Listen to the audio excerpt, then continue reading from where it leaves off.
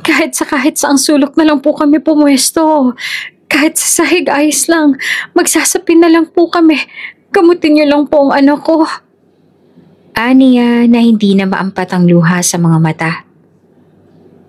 Hindi ka ba talaga makaintindi, miss? Sabing wala na kaming bakante. Alam mo, yung dinadakdak mo riyan, kung pumara ka na lang sana ng tricycle at umalis ka, di sana nagamot na yung anak mo.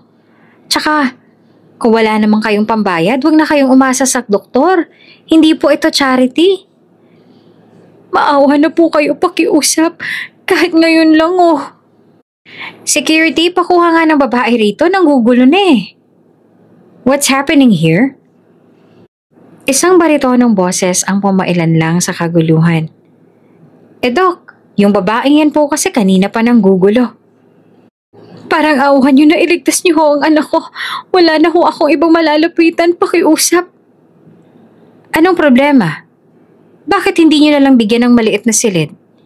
Bakante naman sa right wing. Kasi po para po sa mga cancer patients yun, Doc. Sensitive kasi ang cancer patients, baka mahawa. Alam ko, doktor ako. At wala namang tao ang room na yun ngayon. You can call the utility to clean and disinfect the room after. Kung may paraan para ma-accommodate tayo ng ibang pasyente, gawin ninyo. Hindi na nakapagsalita ang mga staff at nagtinginan na lamang. Mrs., sasamahan kayo ng nurse sa right wing ngayon din.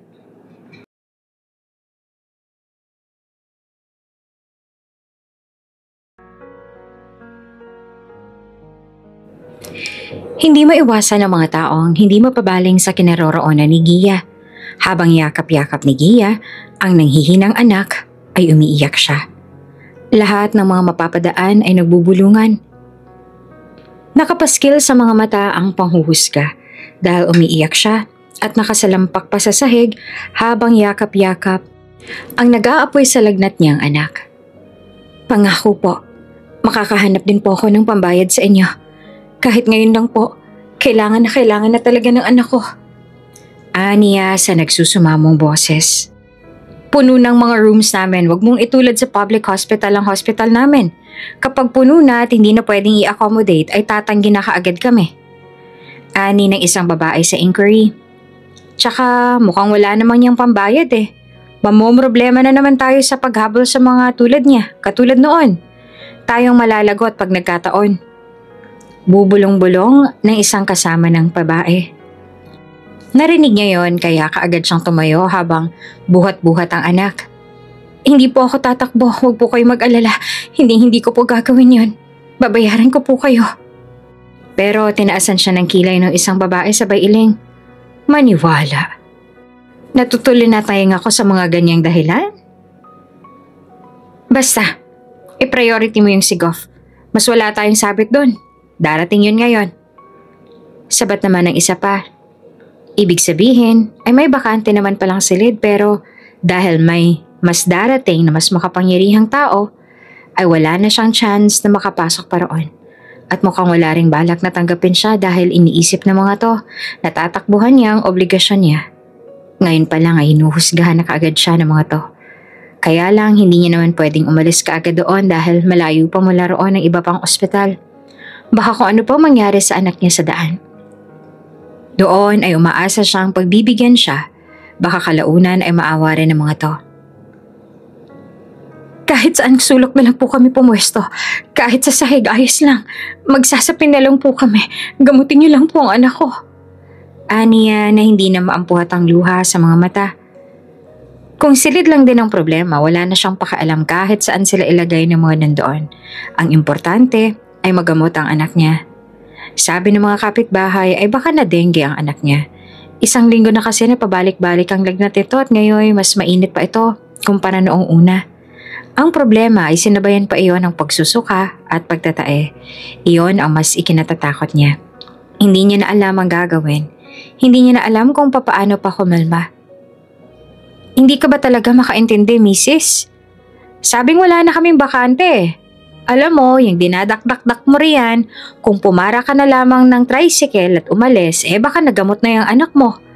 Tsaka kung wala naman pala kayong pambayad, wag na kayong umasa sa doktor, hindi po ito charity. Ani ng babae na tinaasan pa siya ng gilay. Maawa po kayo, pakiusap kahit ngayon lang oh. Patuloy niya at kulang na lang ay maglumuhod doon habang umiiyak. Pero mas lalo lang nairita sa kanya ang babae. Kinuha nito ang telepono at tinawagan ng security sa labas ng ospital. Security, pakuha nga ng babae rito, nanggugulo siya eh. Nito. Mas lalong bumuhos ang luha niya nang marinig iyon. Imbes na kaawaan siya nito, mabilis siyang lumapit pa upang makiusap habang humahagulhol na. Mas lalo siyang nakatawag ng atensyon dahil sa ginawa niya. Kahit ang staff ay napamura na sa kabila dahil may kausap ito at hindi marinig ang kausap dahil sa ingay niya. Kaya lang wala na siyang pakialam kahit ilang tao pang magalit sa kanya sa ospital na yon. Ang importante ay masaklolohan ng mga to ang anak niyang hinang-hinana. What's happening here?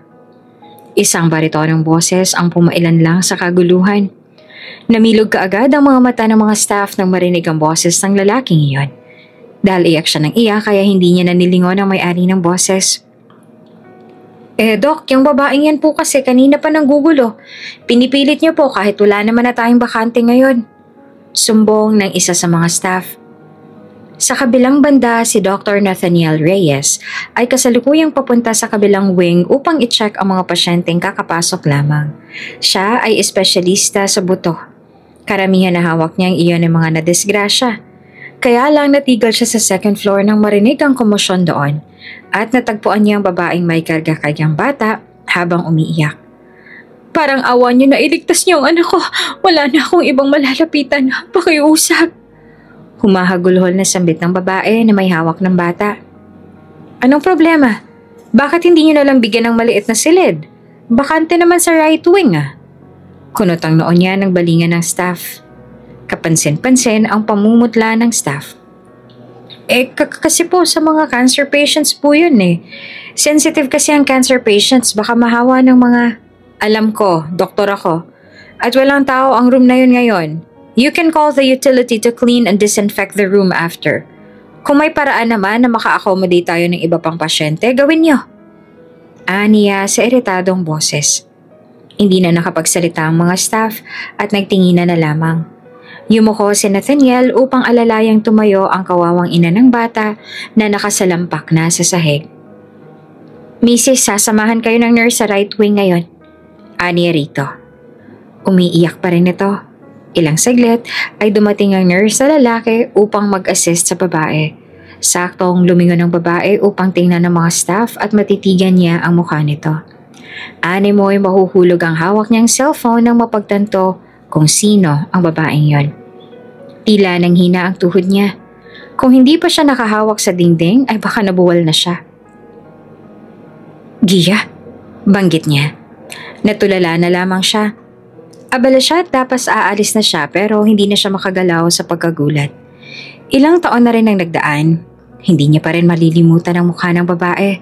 Sigurado siya, si Gia iyon. Ang babaeng mahal niya. Ang babaeng dahilan ng lahat kung bakit niya ginagawa ang lahat ng ito. Mas lumakas ang kabog ng kanyang dibdib nang maalalang may hawak-hawak itong bata. Iyon na kaya ang anak nila? Iyon ang sumasalimbay na katalungan sa utak niya. Mataas na ang araw pagising ni Gia, linggo ng umaga. Matagal siya nakatulog kagabi dahil 12:00 sila natapos mag-usap ni Nathaniel. Si Nathaniel ang kanyang boyfriend. 4 years na silang magkarelasyon. Hanggang ngayon ay maayos pa rin at healthy ang kanilang relasyong dalawa. May tampuhan man minsan, ngunit kaagad din naman na naayos. Dahil aminado sila sa isa't isa na hindi nila matitiis na hindi sila nagkakausap sa buong maghapon. Para kay Gia, wala na siyang hahanapin pa kay Nathaniel. Mabait at maalalahanin si Nathaniel. May ambisyon ito sa buhay at matured mag-handle ng relasyon. Anak, nandito na si Nathaniel. Tulog ka pa ba? Abay sabi mo kagabi, siyang kasama mong magsisimba ngayon. Ani kanyang ama habang kinakatok ang kanyang pinto. Maaga yung tao tapos tulog ka pa riyan. Hay nako, Gia. Hindi alam ng ama niya na gising na siya. Nasa harapan siya ng salamin at nagsusuklay ng buhok. Kanina pa siya nakaligo. Kahit puyat siya kagabi ay sinikap niya pa rin na magising ng maaga. Alam niyang maagang tutungo si Nathaniel kaya hindi niya paghihintayin ng lalaki. Ngunit sa harapan ng salamin, matapos niyang masuklay ang mahabang buhok, bumuntong hininga siya bago bumaling sa pinto. Kaya lang natigilan siya nang may mapagtanto. Mula sa kama na inuupuan niya ay nakaabang ang wheelchair. Muntik niya nang makalimutan na simula noong Enero ay hindi na normal ang buhay niya. Isa na siyang baldado ngayon. Hindi iyon aksidente. Hindi sa kung anong sugat kundi dahil sa sakit. Hindi siya matukoy na sakit na nagpapahirap sa kanya ngayon. Isang rare na sakit na mukhang siya pa lamang ang kauna-unahang tao na malas na dinapuan noon. Nagsimula iyon noong high school siya. Biglang nawala ang kakayahan niyang tansyahin ang mga bagay-bagay sa paligid niya. Ilang beses siya nakabasag ng baso dahil nilalapag niya iyon sa ere, malayo pa lamang sa mismong mesa. Hindi niya iyon sadya ngunit nangyayari. Hanggang sa bigla na lang hindi niya na rin maigalaw ang isang daliri niya sa paa. Hanggang sa dalawang paa niya na ang hindi niya na maigalaw. Tila ginagawa siyang baldado ng sakit na iyon. Ilang beses siyang kumonsulta sa mga doktor sa buto ngunit hindi nila matukoy ang totoong sakit niya. Malaki na rin ang nagastos ng kanyang ama. Maging ang naiwang tindahan ng kanyang namayapang ina ay naibenta na rin nila. May pait sa ngiti niya nang hilahin niya ang wheelchair at naupo roon. Nagsimula na siyang paggulungin ang kanyang wheelchair upang makababa na. "Papa," aniya sa ama niyang nakatayo sa may paanan ng hagdan. May suot itong apron. Marumi iyon dahil sa pintura. Isang pintor ang kanyang ama. Gaya nito, nagpipinta rin siya. Ang kaibahan lang nila ay binibenta nito ang mga obra nito habang siya naman ay tinatambak niya lang sa kanilang bahay ang mga gawa niya. Mas magaling kasi ang kanyang ama kesa sa kanya. "Halika na, handito na si Nathaniel." Nito ulit. Kaagad na sumulpot ang may itsurang lalaki. Gwapong-gwapo ito sa suot na tiyong polo. Malawak ang ngiti nang makita siya. Kaagad itong umakyat upang ito na ang bumuhat sa kanya sa baba imbes na kanyang ama. "Morning!" Nito bago siya inangat mula sa wheelchair niya. "Morning din." Ganti niya sabay halik sa pisngi ng lalaki. Kahit nasa wheelchair na siya ay hindi nagbago si Nathaniel. Kung papaano siya nitong pakitunguhan noon ay ganun pa rin hanggang ngayon. Ni minsan ay hindi niya nakitang ikinakahiya siya ng lalaki. "Mag-iingat kayo roon. Ingatan mo itong anak ko, iho." Ani pa ng kanyang ama. "Papa naman, kailan naman ako pinabayaan ni Nathan?" Aniya sa ama sabay ngisi. Kinunutan lang siya ng noo ng ama. "Opo tito, aalagaan ko po itong prinsesa ninyo." Ani naman ni Nathaniel na may malawak na ngisi rin sa labi. Nagpaalam na sila at tumuloy na palabas. Tuwing linggo ay ganito ang nangyayari. Sabay sila ni Nathaniel sa simbahan dahil alam niyang sa kanilang dalawa ng kanyang ama ay siya ang mas masipag sa pagsisimba. "Milk tea tayo after ng simba?" Ani Nathan habang papasok sila sa simbahan. "Sure, nung nakaraan hindi tayo nakapag-milk tea." Aniya. Naupo sila sa pangatlong hanay ng mga upuan. Habang nagmimisa ang pare, minsan ay napapangiti si Gia habang pinagmamasdan ng altar. Minsan na rin pumasok sa imahinasyon niya ang senaryo kung saan nakaharap siya sa altar kasama si Nathaniel habang suot ang mga damit pangkasal. Para sa kanya, si Nathaniel na ang lalaking pakakasalan niya. Si Nathaniel lang ang nakikita niyang tao na para sa bagay na iyon. Binalingan niya ang nobyo at ngumiti. Ginantihan din siya nito ng matamis na ngiti. Magkasama silang bumili ng milk tea at nagtungo sila sa tabing dagat. Papalubog na ang araw nang magtungo sila roon. May iilang magkasintahan din na tulad nila ang naroon. Mas masarap mag-snack kapag ganito, tapos magkasama pa tayo. Hirit ni Nathaniel. Sabay akbay sa kanya. "Hay nako, bolero." Ani at kinurot ito. "Totoo naman eh." Ngumuso ito tapos ay piningot-pingot ang ilong niya. "Kapag nakapag-ipon na ako, bibili ako ng bahay malapit sa dagat. Para parati natin nakikita ang ganitong sunset." Gumiti siya. Ang totoo niyan ay matagal na nilang plano iyon. Siya naman talagang nakaisip noon. Ang pinakaunang plano nito noon ay ang pagpapakasal. Kaya lang ayaw naman itong maglakad siyang hindi raw bongga ang kanyang wedding gown.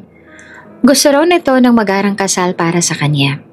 Alam niya nag-iipon ng todo ngayon si Nathaniel para roon. Kaliwat kanan ang tinatanggap nitong trabaho para makatulong sa gamutan niya at para makapag-ipon. Tuwing linggo lang ang pahinga ng lalaki, tapos inilalaan pa nito ang libreng araw na iyon para makasama siya.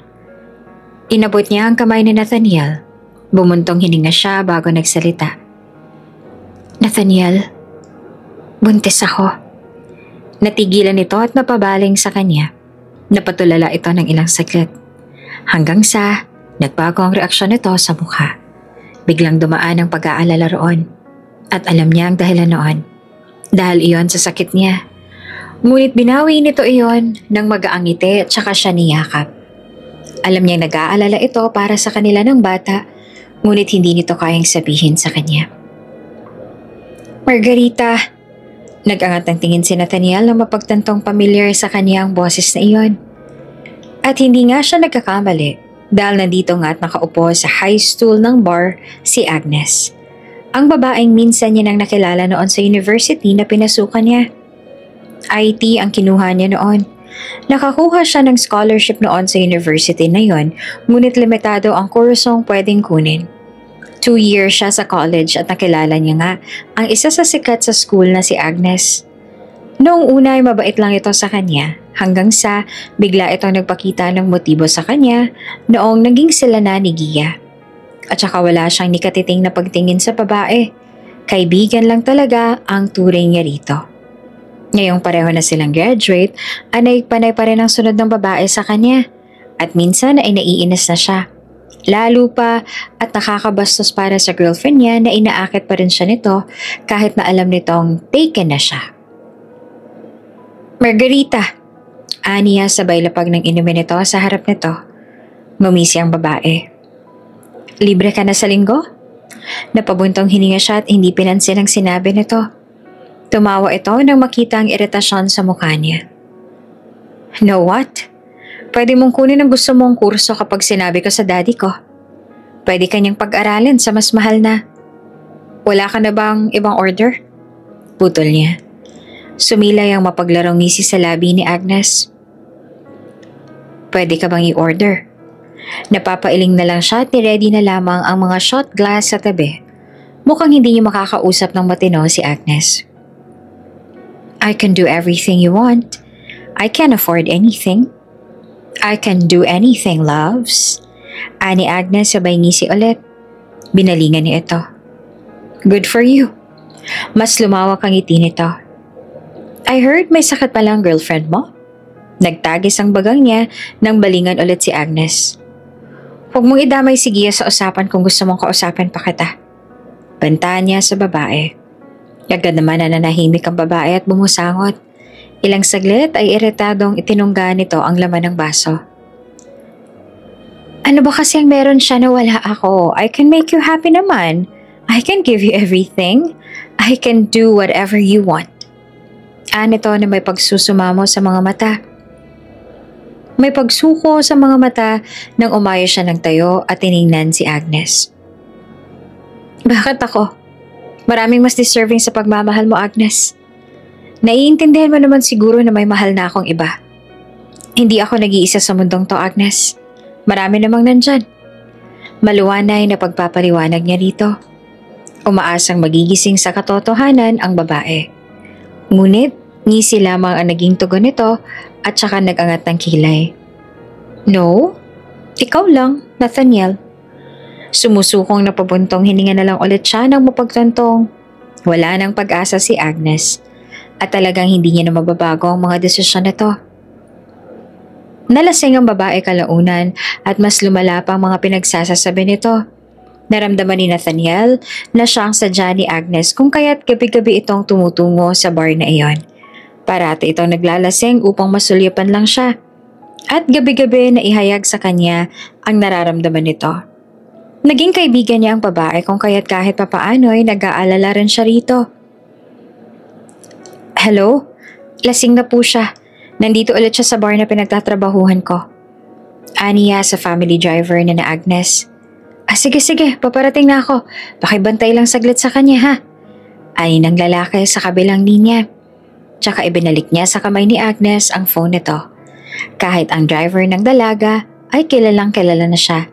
Gabi-gabi ba namang maglasing ang amo nito at gabi-gabi na pabalik-balik dito. Malamang sa malamang na makabisa ng mga tauhan nito ang gagawin. Salamat, ani ng driver na makarating. Ngumiti siya tumango. Ingat po. Pasensya ka na rito sa anak ni Hernan, iho. Di ko rin alam kung bakit nagbago na tong batang to. Hindi naman to ganito noon. Ani ng may edad na driver na matagal nang nagtatrabaho sa pamilya ni Agnes. Bakas ang pag-aalala sa mga mata ng may edad na driver na animoy anak nito si Agnes. Nagpaalam na rin kalaunan ng driver at kinawayan niya pa ng makalayo na. Nakaramdam siya ng pagod nang bumalik siya sa loob ng bar. Ilang saglit ay biglang may tumawag sa phone niya. Napangiti siya nang makita ang numero ni Gia. Hello? Ani na hindi pa rin maalis ang tingin. Hello po? Kaano-ano niyo po tong may-ari ng phone? Na-aksidente po kasi siya. Isusugod na po namin siya sa ospital ngayon. Imbes na si Gia ang magsalita ay boses ng lalaki ay nasa kabilang linya. Naestatwa na lang siya dahil sa narinig. Ilang saglit pa bago siya natauhan at nakakilos. Kaagad niyang pinuntahan ang ospital na kinaroroonan ni Gia. Sabi niya, kaya niya nang puntahan ng hardware na sinasabi ko kasi mag-iingat naman daw siya. Kaya lang yung hayop na may-ari ng motorsiklo, masyadong matuli ng takbo niya. Ani ng ama ni Gia sa phone at hindi na matapos-tapos ang sasabihin dahil naiiyak na. Walang malay si Gia nang abutan niya sa ospital. Hindi niya alam kung ano na ang sitwasyon nito. Gusto niyang itanong ang tungkol sa bata. Kaya lang nablangko na siya at hanggang sa labas lang siya nagsilid at hindi magawang pumasok. Ni hindi niya kayang tagalan ang pagtitig sa babae mula sa labas. Parang dinudurog ang puso niya. Sa huli ay natagpuan niya ang sariling nasa labas ng bahay ni Agnes. Tumutulo ang kanyang luha at pakiramdam niya. Kaya niyang isuko ang sarili niya sa mga oras na yon. Basta para kay Gia. Para sa pinakamamahal niyang si Gia. Nathaniel? Bakas ang gulat sa mukha ni Agnes nang makita siya mismo ang nagtungo roon. You're here! Kalaunan ay napangiti kaagad ang babae. Habang hindi naman nagpabago ang hinagpis at kalamigan sa aura niya. Animoy walang buhay ang kanyang mga kilos habang nakatayo sa harapan ni Agnes. Ang alam niya ay matumalang benta ng mga paintings ng ama ni Gia. Maging ang pagkukumpunin nito ng mga mesa at upuan ay ganun din. Halos paubos na rin ang ipon ng mga ito dahil sa maintenance ni Gia at paniguradong walang pambayad ang mga ito sa ospital at kailangan na mailigtas si Gia. Hindi niya kakayanin kapag nawala ito. Sabi mo kaya mong gawin ang lahat ng gusto ko kapag pumayag ako maging tayo. Panimula niya ngunit nananatiling walang buhay ang kanyang mga mata. Napalunok si Agnes bago nagsalita. Oo naman! Dahan-dahan siyang tumitig kay Agnes. Kung ganon, iligtas mo ang buhay ni Gia at tulungan mo siyang gumaling sa sakit niya. Bakit hindi pa rin po pumupunta si Nathaniel dito pa? Bakit hindi ko pa siya nakikita? May nangyari po bang hindi maganda? Ani ni Gia sa ama nang magising siya. Huwag mo na siyang hanapin pa. Kung talagang nag-aalala siya sa'yo, dapat nung malaman niyang naaksidente ka, dapat pumunta ka agad siya rito sa ospital. Pero anong petsa na?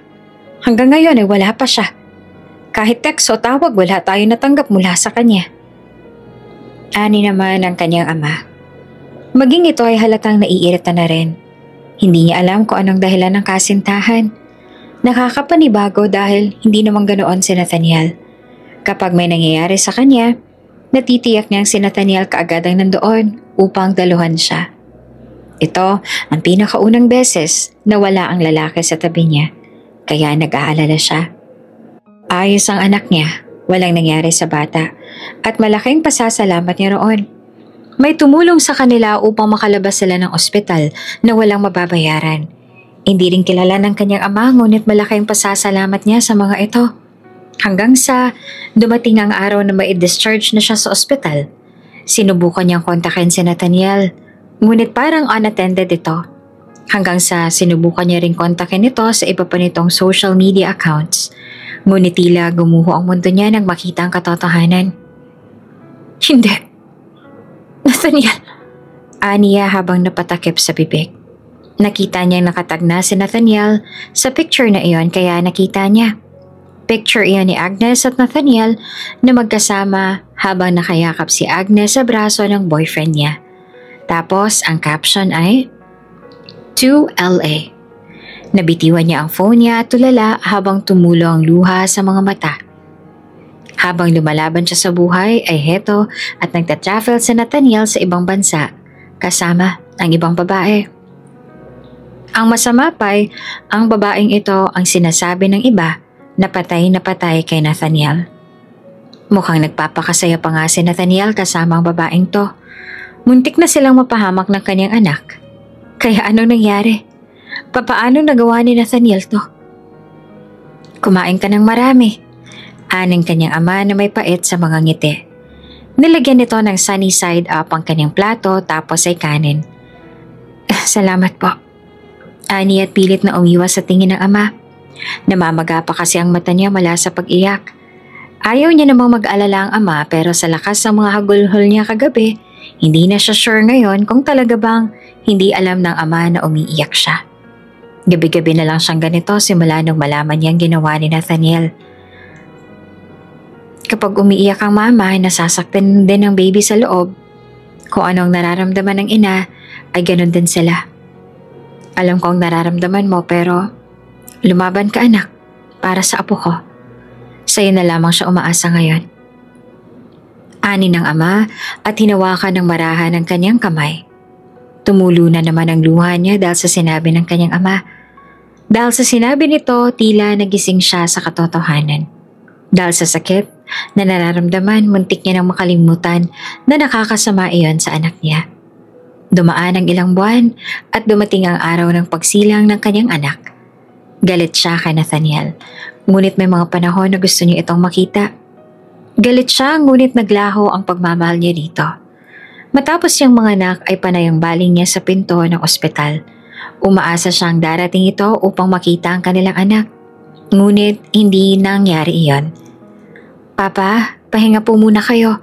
Ako naman po ang magbabantay kay baby." Aniya sa ama nang maabutan ng ama na kalong ang gising niyang anak. Dahil newborn ito, kaya isang buwan itong gising sa gabi.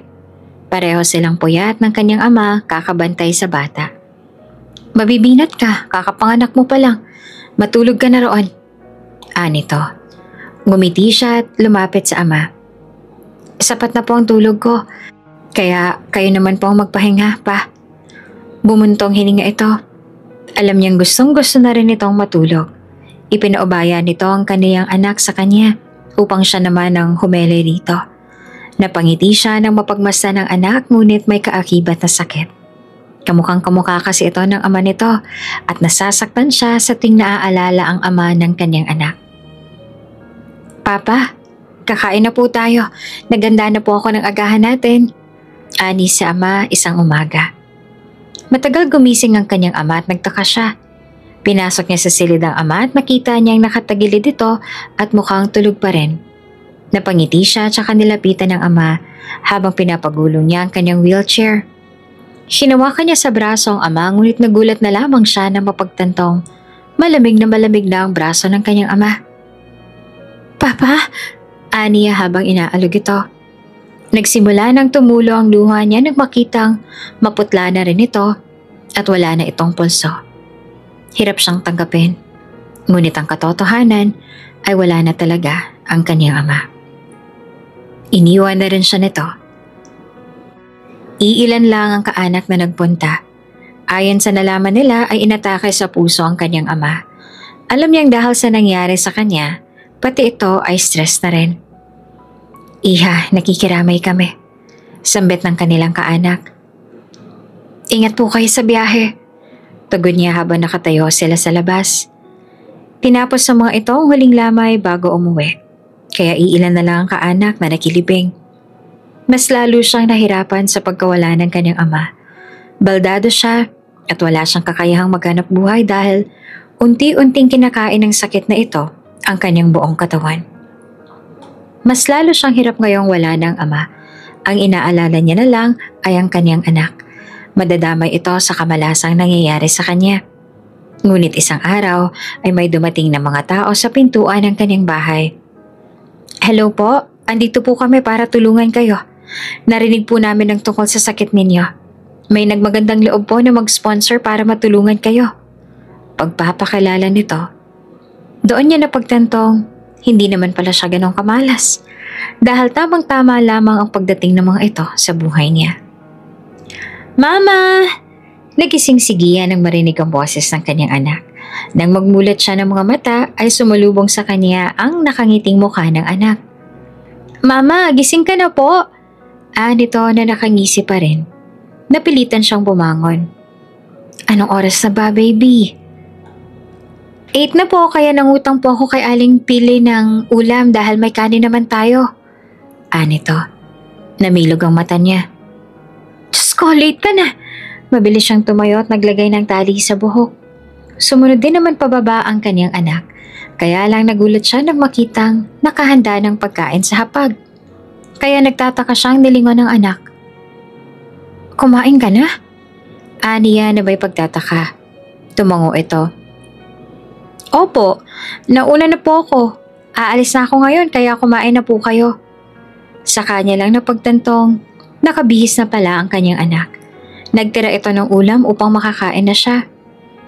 Grade 2 lamang si Adrian. Ngunit dahil sa kahirapan, maagang nag-mature ang bata. Tumakbo si Adrian palabas dala ang bag nito. Kaya mabilis siyang sumunod upang ihatid malang ito kahit hanggang sa labasan lang. "Mag-ingat ka, anak," pahabol niya. Kumaway lamang ito sa kanya tapos ay sumakay na sa naghihintay na tricycle sa unahan. Yumuko siya nang may kumapit sa binti niya. Pinalis niya ang putik at napahinto ng mapagmasdan ng kanyang binti. Ilang taon ang nagdaan. Sa tulong ng mga taong dumating sa tahanan nila, ay nakayanan niya ang lahat. Nagbago ang buhay niya nang pansamantalang napagaling ng mga ito ang kanyang binti. Hindi panghabang buhay at pansamantala lamang, ngunit malaking bagay na iyon upang mapalaki niya man lang muna ng kanyang anak bago siya kunin mula sa mundong ito. Gusto niya pang makasama ng matagal ang kanyang anak kung papayagan sana siya ng pagkakataon. Ngumiti siyang pumasok ulit sa loob upang kainin ang pagkaing inihanda ng kanyang anak. Sa kabilang banda, tahimik naman na pinagmasdan ni Nathaniel ang mga gusali sa labas ng condo unit. Walang suot pang taas at pajama lamang pambaba. Hawak niya sa kabilang kamay ang baso ng whiskey. Mas nahubog ng gym ang katawan ni Nathaniel habang tumatagal ay nagmamature din ang mga features niya. Sa mga nagdaang taon ay naging successful na doktor na siya sa mga mata ng mga tao. Ngunit sa puso niya, hindi pa rin siya successful. Dahil ang mga taong dahilan ng lahat ng ito ay malayo na sa kanya. Kahit sa ang sulok man siya magpunta ay nakikita niyang nakangiting mukha ni Gia. Hanggang sa mga oras na yon ay si Gia pa rin ang laman ng puso at isipan niya. Isang kamay ang gumapang sa tiyan niya at kalaunan ay umakap na sa kanya. "Morning, babe," nito. Nang lingunin niya ay sumulubong sa kanyang mukha ni Agnes. Tanging kumot lamang ang nakatakip sa katawan nito.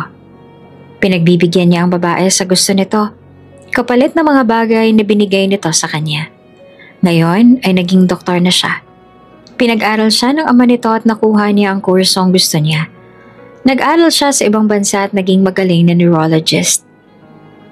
"Let's go. Kumain tayo sa paborito kong resto." Yaya nito. Binalik niya ang tingin sa labas. "Mauna ka na, susunod ako." Bumusangot si Agnes at napilitan na lamang na magbihis para bumaba. Nasa LA sila at ngayong araw na ito, matatapos ang kanyang kontrata sa isa sa mga hospital doon. Bukas ay babalik na siya ng Pinas. Iyon ang pinakahihintay niyang mangyari. Animoy napakabagal ng takbo ng oras. Gusto niya nang makauwi kaagad. Habang pinagmamasdan niya ang mga matatayog na building, ay isang alaala ang nanumbalik sa isipan niya. "Anong kailangan mo? Matapos mong iwan ang anak ko, tatawag ka ngayon. Alam mo ba kung gaano siyang naghirap ngayon?" Galit ang tono ng boses ng ama ni Gia nang isang beses ay tawagan niya ito. Alam niyang hindi siya pwedeng kumontak sa mga ito dahil kasama iyon sa napag-usapan nila ni Agnes.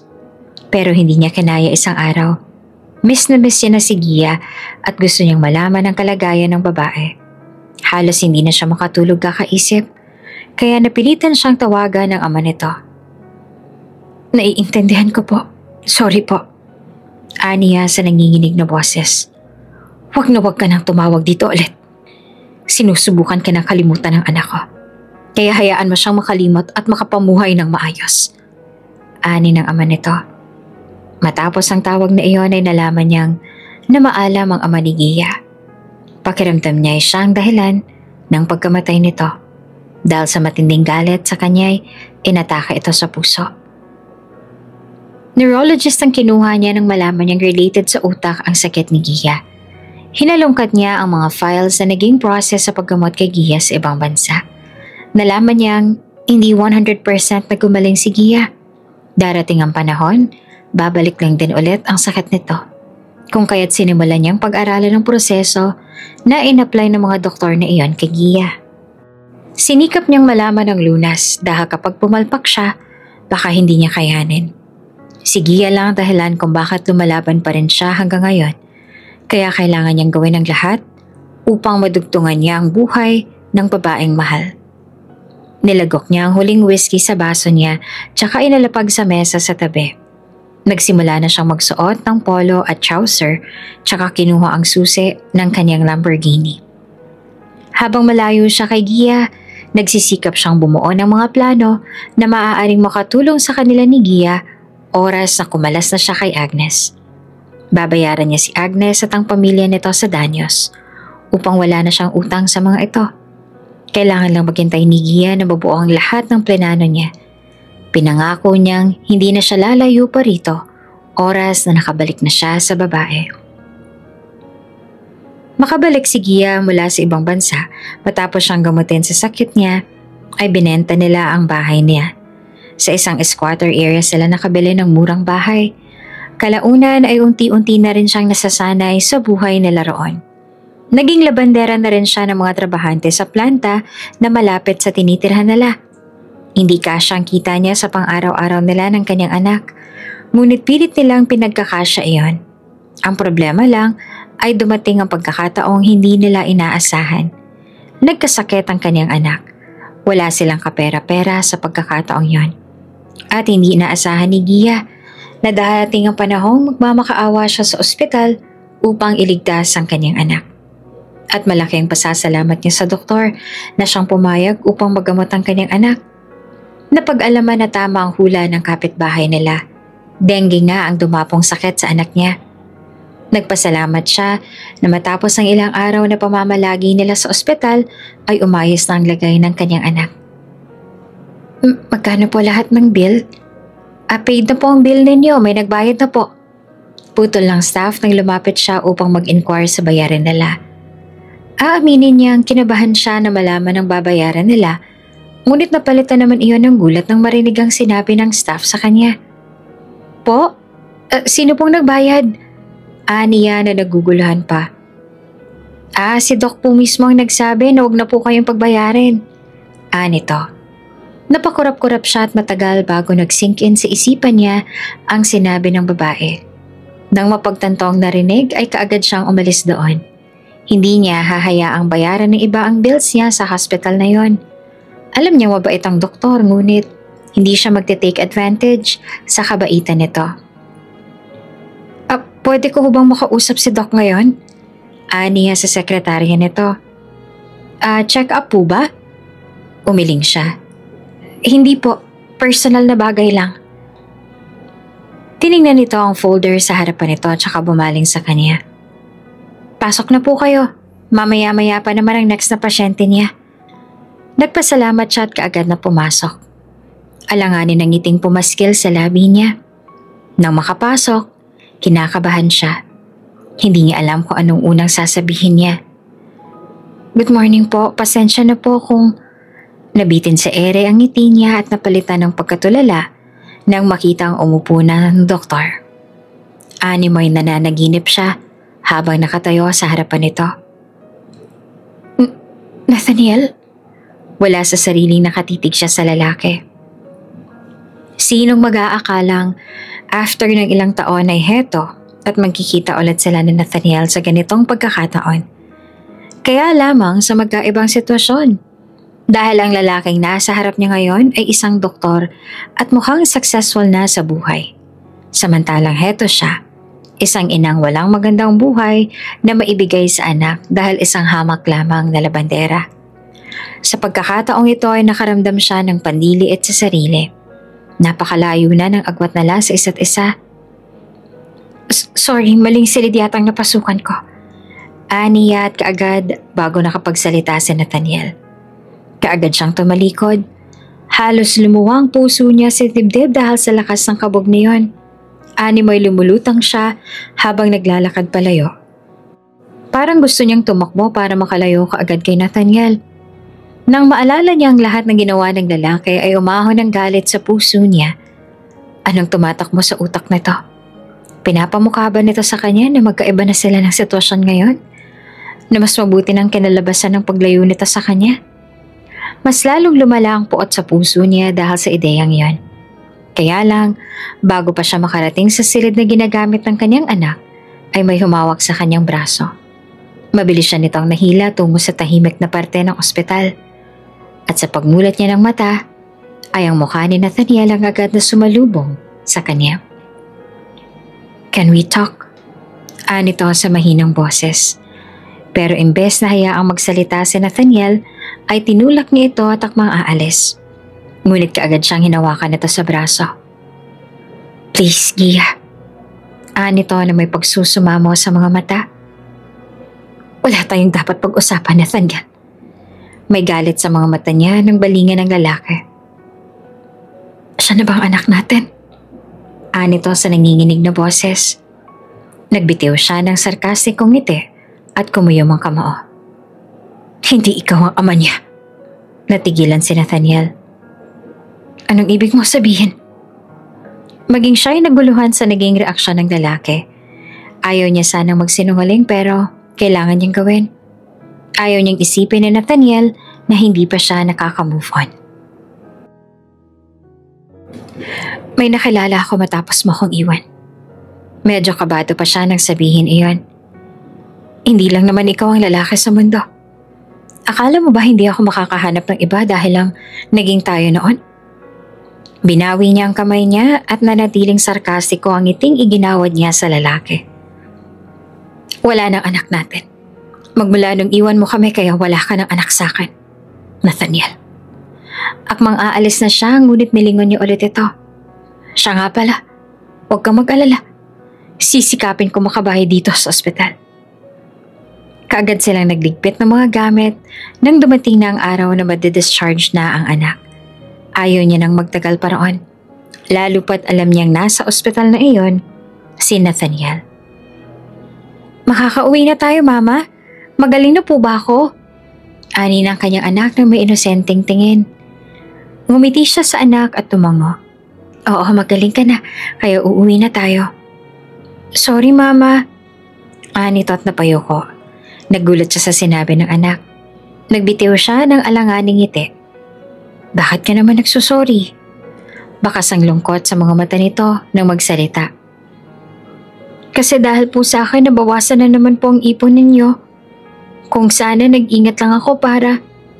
Kaagad siyang umiling bago pa matuloy ang anak sa sasabihin. "Huwag kang mag-isip ng ganyan. Wala kang kasalanan. Hindi mo ginustong magkasakit ka. Nagkataon lang talaga yon. Tsaka yung ipon ni Mama, mapapalitan yon, makakaipon ulit ako." Paliwanag niya sa anak upang hindi na ito makaramdam pa ng guilt. Medyo alanganin ang ngiti ng anak nang magtungo na sila sa baba. Palabas na sila ng lobby nang biglang may pumaradang itim na kotse sa labas. At natigilan siya nang lumabas mula roon ang lalaking ayaw niyang makita sa araw na yon. "Ihahatid ko na kayo," offer nito. Natulala siya ni hindi niya namalayan na nakatitig na ang lalaki sa kanyang anak. Napalunok si Nathaniel habang pinagmamasdan ng kanyang anak. Kamukhang kamukha ito ng lalaki kaya kinabahan siya.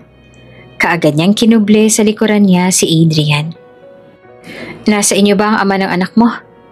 May pagtagis ang bagang na usisa ni Nathaniel. Gusto ko siyang makita ngayon, kaya sasama ko. Ihahatid ko kayo. Ilang beses siyang napalunok at hindi na magawang magsalita nang buksan nito ang pinto sa likuran ng sasakyan. Kinabahan si Gia sa sinabi nito, ngunit hindi siya padadaig. Ito ang may kasalanan sa kanya kaya bakit siyang matatakot dito? Nagtagis ang bagang niya. Sino ito para mag-demand sa kanya ng ganon? Huwag na, sasakay kami ng jeep pa uwi. Aniya na may lamig sa boses. Mama, sumakay daw po tayo sabi nung... Kaagad niyang tinakpan ang bibig ng anak. Talagang sasabat pa ito gayong nagpapalusot na nga lang siya sa ama nito. Tara na Adrian. Tapos ay hinila niya na ang anak palayo. Bago pa may gawin si Nathaniel ay kaagad niyang sinakay si Adrian sa jeep, nakakarating lamang. Kita niyang nagtataka talaga ang anak niya. Pero wala na siyang pakialam. Tatakasan nila si Nathaniel. Ilang araw rin na nananatili sa isipan niya ang naging interaksyon nila ni Nathaniel, lalo na noong mapansin niyang nag-iba ang reaksyon nito nang matitigan nito ang anak nila. Kahit sa ang anggulo ba naman tingnan ay kamukhang kamukha talaga nito ang ama. Kaya pakiramdam niya ay nagdududa si Nathaniel nang makita ang anak. Mama, may taong naghahanap sa inyo. Ani ng anak niya isang umaga habang papasok sa sala.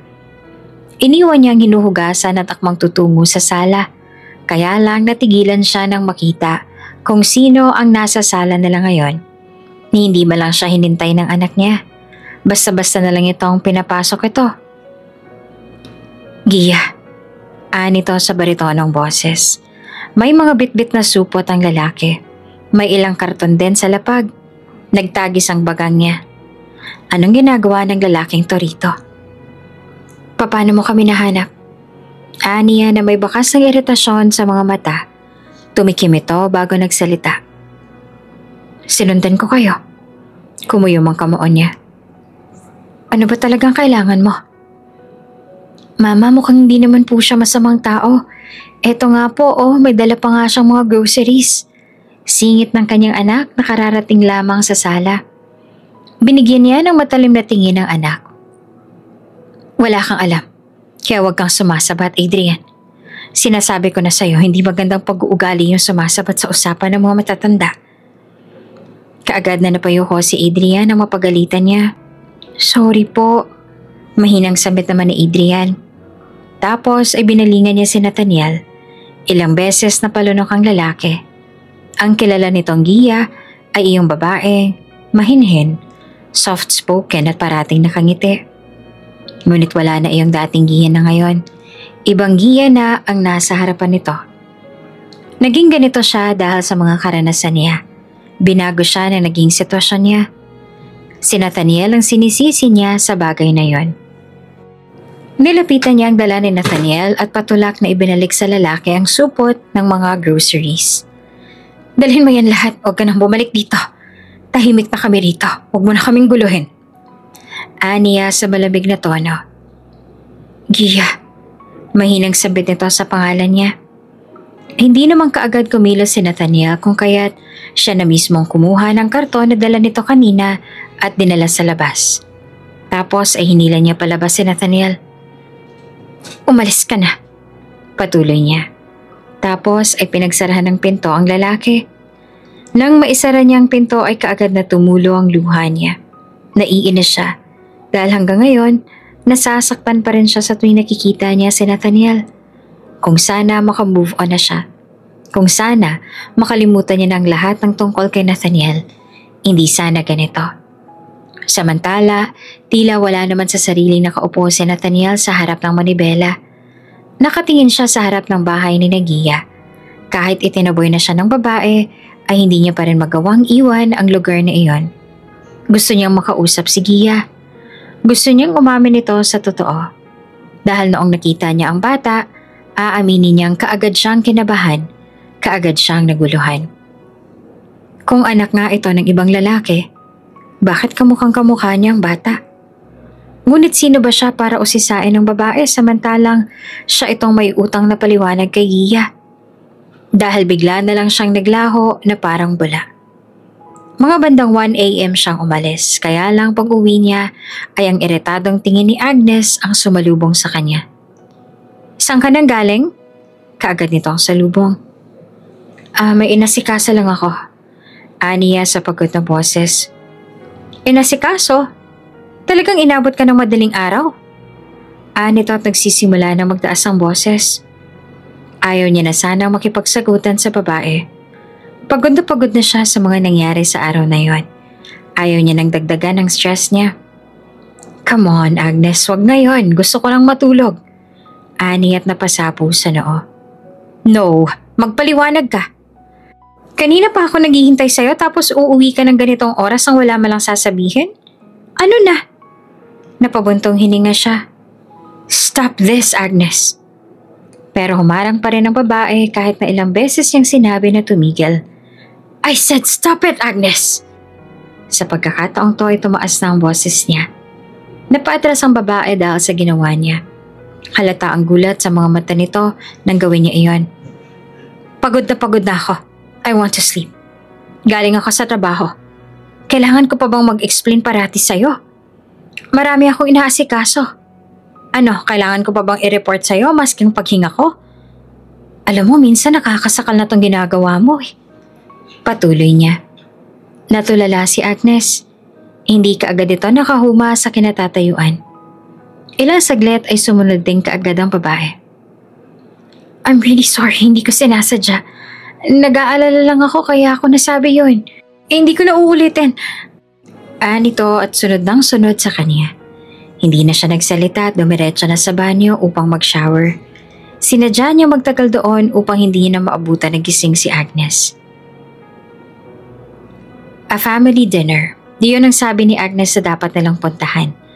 Alam kaagad ni Nathaniel ang rason ng family dinner na iyon dahil natitiyak niyang may ginawa na naman si Agnes upang ipatawag sila. Oops! May break muna. Gusto mo bang ma-shoutout dito sa channel ni Ate Jane? Mag-comment lang ng lesson you learned from the latest story uploaded. Dahil pipili kami ng isang best comment of the day para i-shoutout sa susunod na upload. Kaya huwag kalimutang mag-iwan ng lesson you learned after you watch this video. Maraming salamat!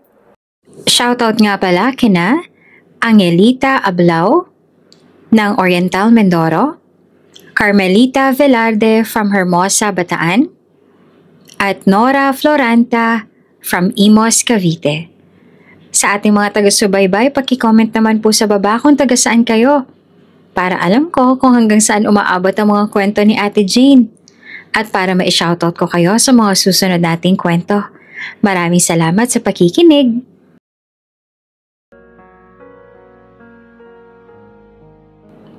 Good evening, Papa. Aniya sa ama ni Agnes. Si Agnes ang masayang lumapit sa ama upang halikan ng pisngi nito, pati ang ina.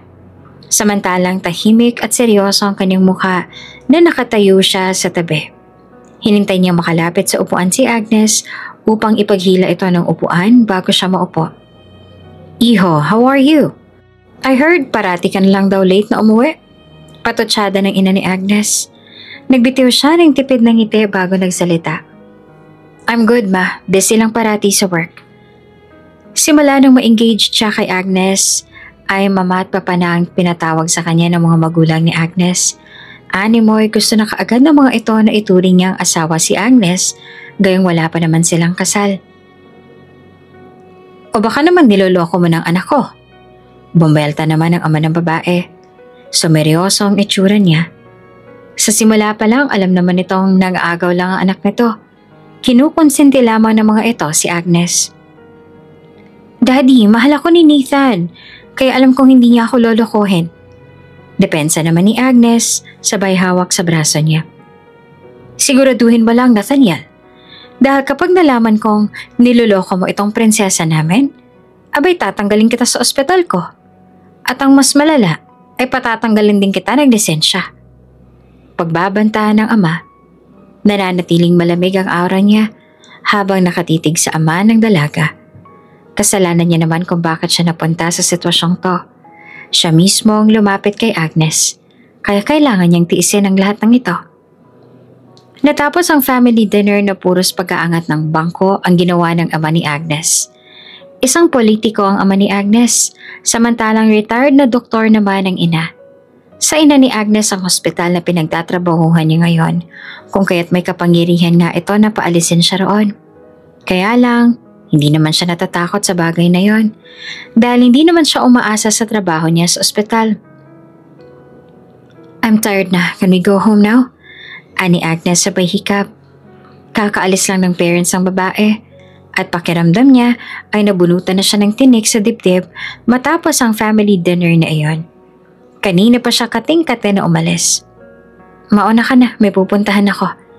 Aniya sa malamig na tono. "Saan naman?" Nakanguso na usisa ng babae. Kunot noong nilingon niya si Agnes. Fine, uuwi na lang ako mag-isa." Napilitan si Agnes nung sumakay sa kotse na dumating. Balak niyang sumakay lang ng taxi ngayon. Nagtungo siya sa bar at balak niyang magpakalunod sa alak ngayon. Idadaan niya na lang sa pag-inom ang stress niya. Kapag uuwi siya ay paulit-ulit lang din nababalik sa utak niya ang lahat ng problema niya. Tapos dadagdag pa si Agnes na tsak nakukulitin na naman siya. Sa kabilang banda, kakatapos lamang ni Gian na labahan ang 3 batsa ng labahin mula sa kanyang suki. "Mama, kakain na tayo!"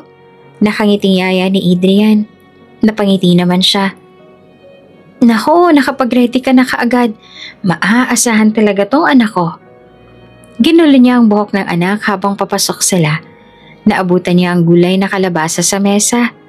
Ito yung luto ng karinderya dyan sa malapit. Hindi pa naman kasi marunong sa pagluluto ng ulam ang anak niya. Pagluluto pa lamang ng kanin sa rice cooker ang alam ng anak niya.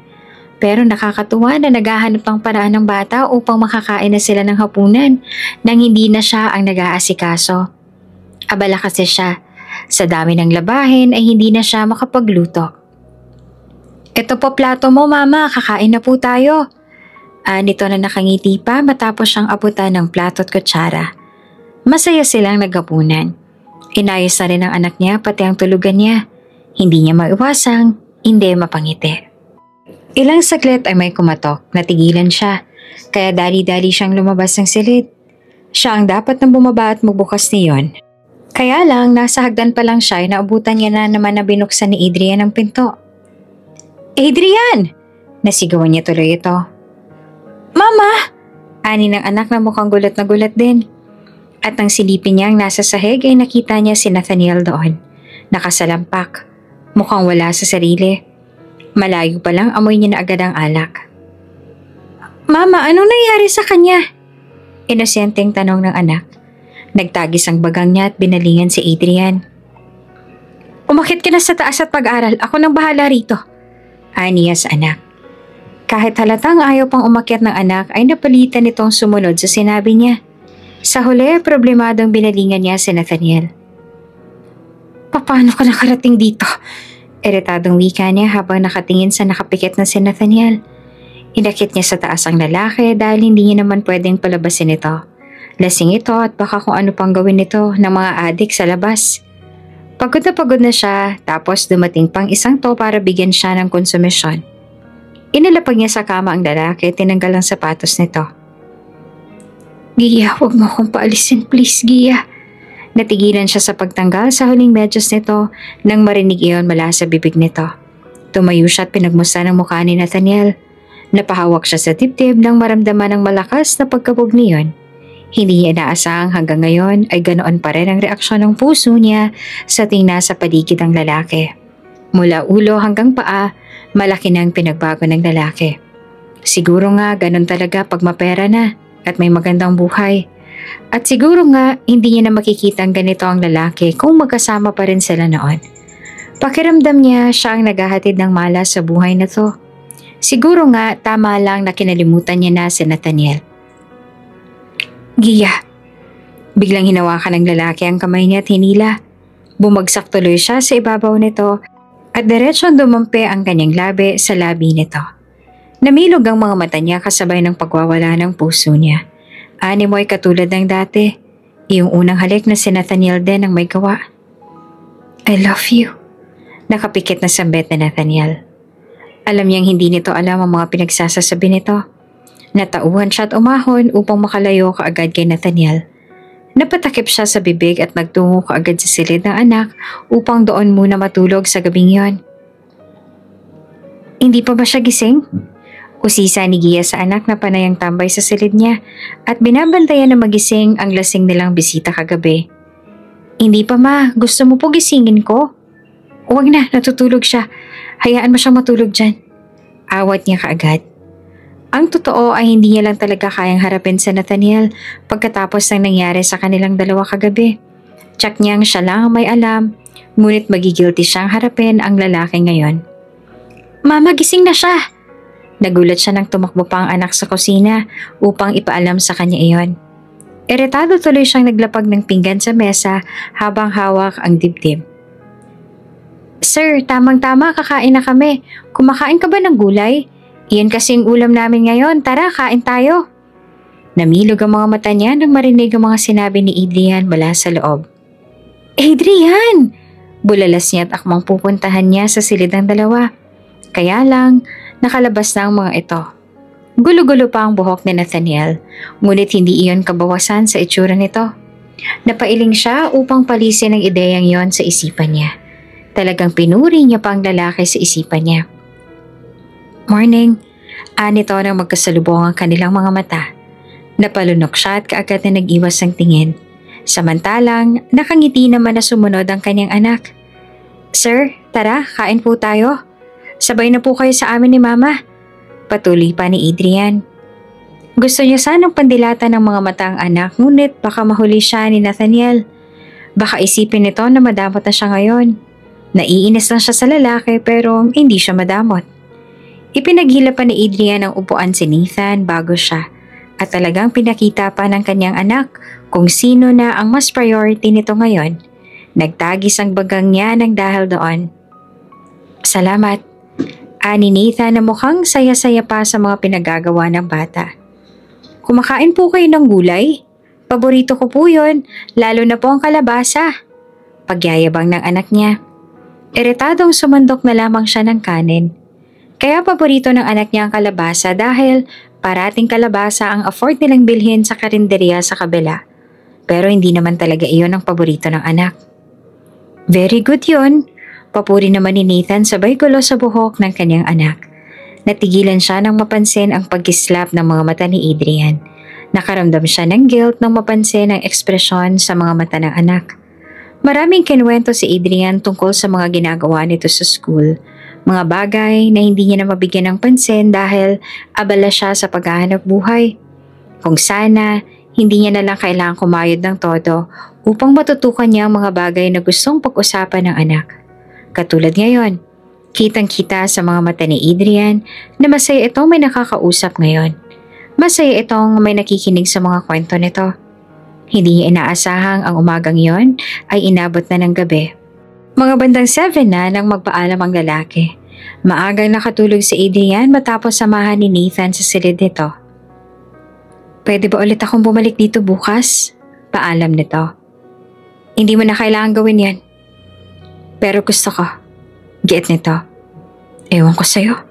Ani at akmang tatalikod nang bigla itong magsalita ulit. I'm sorry. Nagtagis ang bagang niya nang marinig yon. Iyon ang mga salitang ayaw niyang marinig kay Nathan. Matapos ang ilang taon na paglalaban niya para mabuhay sila ng kanyang ayak. Iyan lang ang makukuha niya? Hindi ko sinasabing patawarin mo ako dahil nagsasorry ako. Alam kong walang kapatawaran ng mga nagawa ko. Pero gusto ko pa rin na mag-sorry dahil napakarami kong pagkukulang. Patawarin mo ako dahil hindi ako nanatili sa tabi ninyo. Anito. Tapos na, Nathan. Huli na ang lahat. Unti-unting tumulo ang luha niya. Pero hindi pa rin ako sumusuko, Gia. Galit na nilingon niya ang lalaki. Ano bang sinasabi mo? Kung dahil sa bata ito, tumigil ka na dahil hindi mo anak si Adrian. Wala kang anak sa akin. Lumapit ito sa kanya at naistatwa siya sa kinatatayuan. Anak ko si Adrian. Alam ko. Kahit pa magpa-DNA test tayo, siguradong positive ang resulta. Gia, nararamdaman ko. Anak ko siya. Nito at hinawakan ng mga kamay niya. Mabilis niyang hinawi ang kamay ng lalaki. Akmang aalis na siya, ngunit bigla na lang siyang niyakap nito mula sa likod. Alam kong mga iniisip mo sa akin, pero mali ang lahat ng iniisip mo. Nito sa nanginginig na boses. Hindi ko pa masabi sa ngayon pero gusto ko magtiwala ka ulit. Nababaliw ka na yata. Ani at akmang hahawiin ulit ang kamay, ngunit ayaw nitong bumitiw. Siguro nga nababaliw ako. Kasi matapos sa mga ginawa ko noon, bigla na lang akong bumalik ngayon para hingin ang pagtitiwala mo. Kaya lang wala akong choice noon. Takot ako, Gia.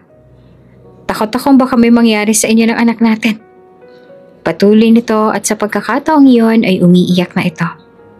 Natigilan siya sa huling sinabi nito. Hindi niya maintindihan, ngunit tila ba may ibig sabihin iyon. Ngunit nang maramdaman niyang pagluwag ng hawak nito ay kaagad niyang hinawi ang braso nito. Kaagad siyang lumayo sa lalaki. Kaagad siyang nakaramdam ng takot. Hindi takot kay Nathaniel, ngunit takot niya sa sarili. Natatakot siyang baka mahulog na naman siya sa mga sinabi nito. Kasi ngayon, matapos itong sabihin niyon, ay tila may humaplos sa puso niya at tila gusto na kaagad nitong bumigay. Umuwi ka na, gabi na. Hinahanap ka na ng babae mo. Pagtataboy niya sa lalaki, agad siyang tumalikod upang iwan na ito roon. Ngunit nananatili pa rin na nakatayo si Nathaniel doon at hinintay nitong makapasok siya sa bahay bago ito umalis. What did you say? Natulala si Agnes nang marinig ang sinabi ni Nathaniel. Maging ang babae ay hindi inaasahang darating ang panahong mangyayari iyon. I want to end this, Agnes. Let's break up. Ulit niya sa nauna niyang sinabi. Hindi nakagalaw ang babae. Nanatili ito sa kinuupuan at hindi na rin halos makapagsalita. This is just a joke, right? Nagbitiw ng alanganing tawa ang babae. Ani mo ay ayaw pa nitong tanggapin ang narinig mula sa kanya. It's not a joke. Giit niya. No, you're not doing this. You can't break up with me. Halatang wala pa ring balak na mag-give up si Agnes kung kaya tumayo na siya at umalis sa coffee shop na iyon. Alam niyang hindi makikinig ang babae at ipipilit pa rin nito ang gusto nito kung kaya't hahayaan niya na. Ang importante ay nasabi niya na rito ang gusto niya. Wait, Nathan! You can't do this to me! Nagsimula na itong umiyak habang nakasunod sa kanya. Hop in. Ihahatid na kita sa inyo. Ani at binuksan ang front seat. No! Pag-usapin natin to dito. Hindi mo pwedeng tapusin na ang lahat ng ito ng ganito. We spent a year together. Nathan, okay naman tayo, diba? Naguguluhan ka lang kaya mo nasabi yun. Pagod na nilingon niya si Agnes. Just give up, Agnes. I'm done with this. Ikaw lang naman ang may gusto nito. Nagbitiw ito ng sarkastikong tawa. So, you're just using me? Dahil willing akong magpagamit kaya nilapitan mo ako? I'm just feeding your delusions now, Agnes. And I'm sorry dahil oo. Aaminin kong ginamit nga kita. At gusto kong magising ka na sa katotohanan ngayon. Gusto kong makita mo kung gaano ako kagago at iwan mo na ako. Hindi kita masisisi kung isumpa mo man ako pagkatapos nito. Gusto ko lang sabihin, napapagod na talaga ako. Gusto ko nang piliin ang mga bagay na totoong gusto ko simula ngayon. Aniya sa nangihinang boses. Huwag mo nang sayangin ang oras mo para sa bagay na hindi naman mapapasayo. Akala mo ba may pakialam ako? Akala mo ba dahil sa sinabi mo yan gagawin ko na? No, Nathaniel. Ngumisi ang babae. Yung Gia ba na yun ang dahilan? Siya ba? Natigilan siya nang banggitin ito ng babae. Tumawa ito nang mapansin ang gulat sa mga mata niya. See? So siya nga. Nito tumawa ulit. Kung ganun maganda ka. Dahil hindi ko pa tatahimikan ang babaeng yon. Kaagad siyang bumalik kay Agnes at tinawakan ng mahigpit ang magkabilang balikat nito. Don't you dare touch her. Bulyaw niya. Pero humagalpak ito ng tawa na parang baliw. Nagbabanta ka? Unfortunately, mas nakakatakot ako magbanta kaysa sayo. Dahil lahat ng sasabihin ko ay gagawin ko. Hinawi ni Agnes ang kamay niya at umatras. Nanatili ang ngisi sa labi nito habang nakatitig sa kanyang malalim nitong mga mata. Ikaw ang pumili nito, Nathan. Sisisihin mo rin ang sarili mo sa susunod kong gagawin sa babae mo. Tiyak akong pagsisisihan mo ang naging desisyon mo. Umangat ang kilay ni Agnes at ngumisi ulit bago pumara ng taxi upang doon ay sumakay. Dahil sa sinabi ni Agnes ay kaagad siyang nagtungo kina Gia. Gusto niyang malaman ang sitwasyon ng dalawa. Napanatag lamang ang kalooban niya ng malaman na maayos naman ang mag-ina. Lunes ng hapon nang dumaan siya sa paaralan ni Adrian. Malakas ang ulan sa labas. Sakto naman at natanaw niya ang bata na mukhang kanina pa naghihintay ng sasakyan. Adrian! Tawag niya. Kita niya ang pagkislap ng mga mata ng bata nang makita siya. Sir! Sigaw nito. Napangiti siya. Mabilis itong tumakbo palapit sa kanya. Sumakay ka na. Ihahatid na kita sa inyo. Yaya niya. Naisip niya na rin na pwede niyang ihatid at isundo ang bata simula ngayon. Para lang makasiguro na ligtas ito parate. Siguradong pagod na naman si mama ngayon. Bumukas ang lungkot sa mata ni Adrian nang sabihin iyon. Kaya salamat at nakarating kayo agad para po makauwi ako ng maaga.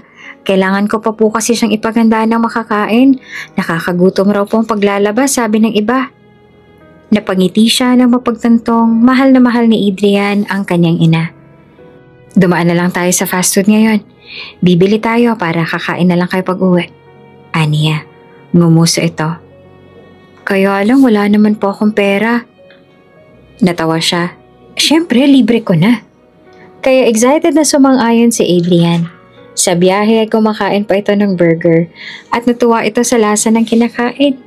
Ngayon lang daw ito nakakain ng ganon. Ibig sabihin ay kapos na kapos talaga ang mag-ina upang hindi magawang makabili ng pagkain kahit sa fast food lang.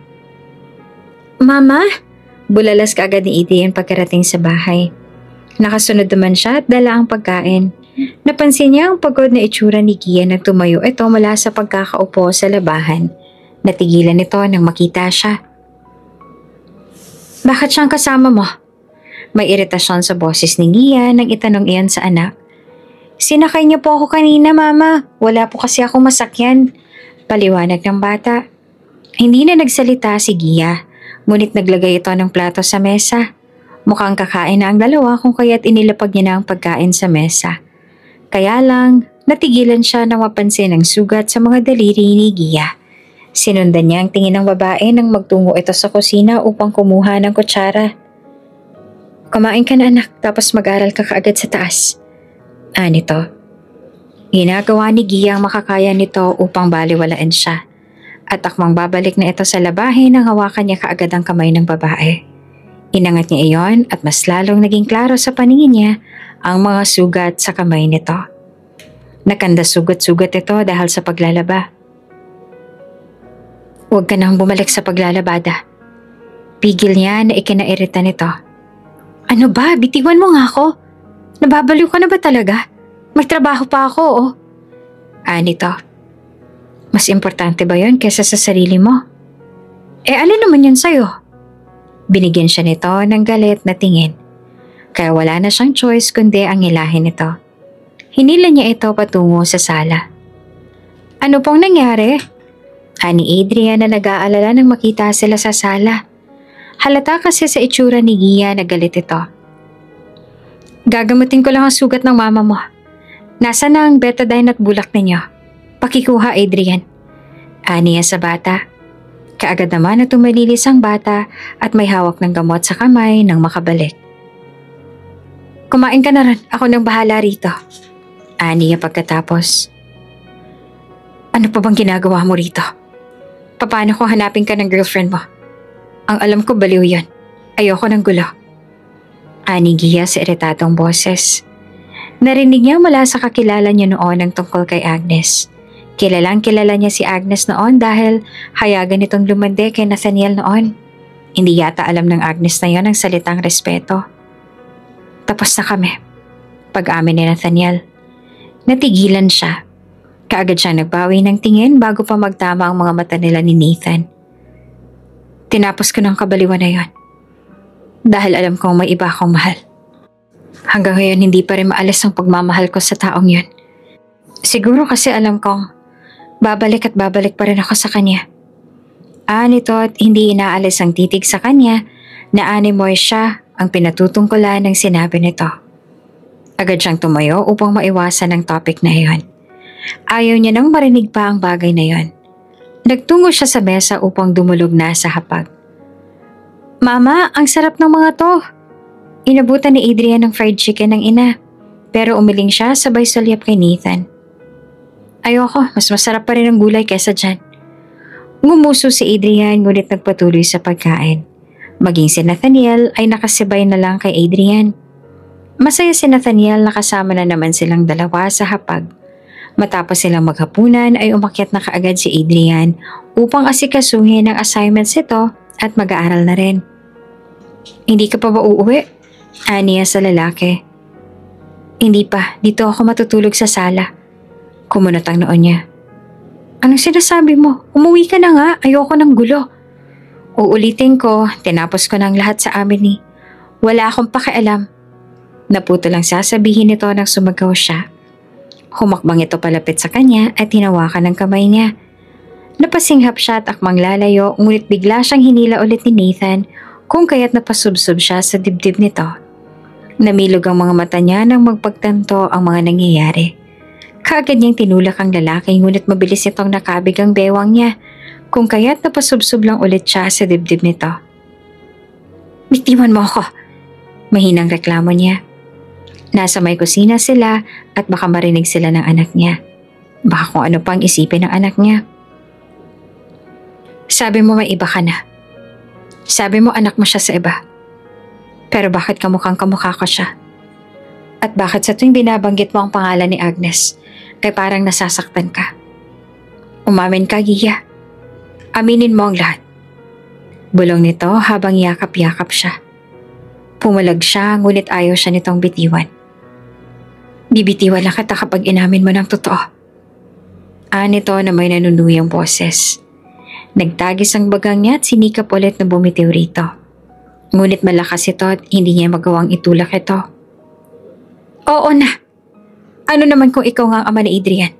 Baliw ka. Ano naman kung hanggang ngayon gusto pa rin kita? Ano naman sa'yo yon? Anong magagawa nun kung... Hindi niya na natapos ang sasabihin nang halikan siya ni Nathan. Tumagal ang halik na iyon ng ilang segundo. At sa loob ng ilang segundo na iyon ay nagwawala ang kalooban niya.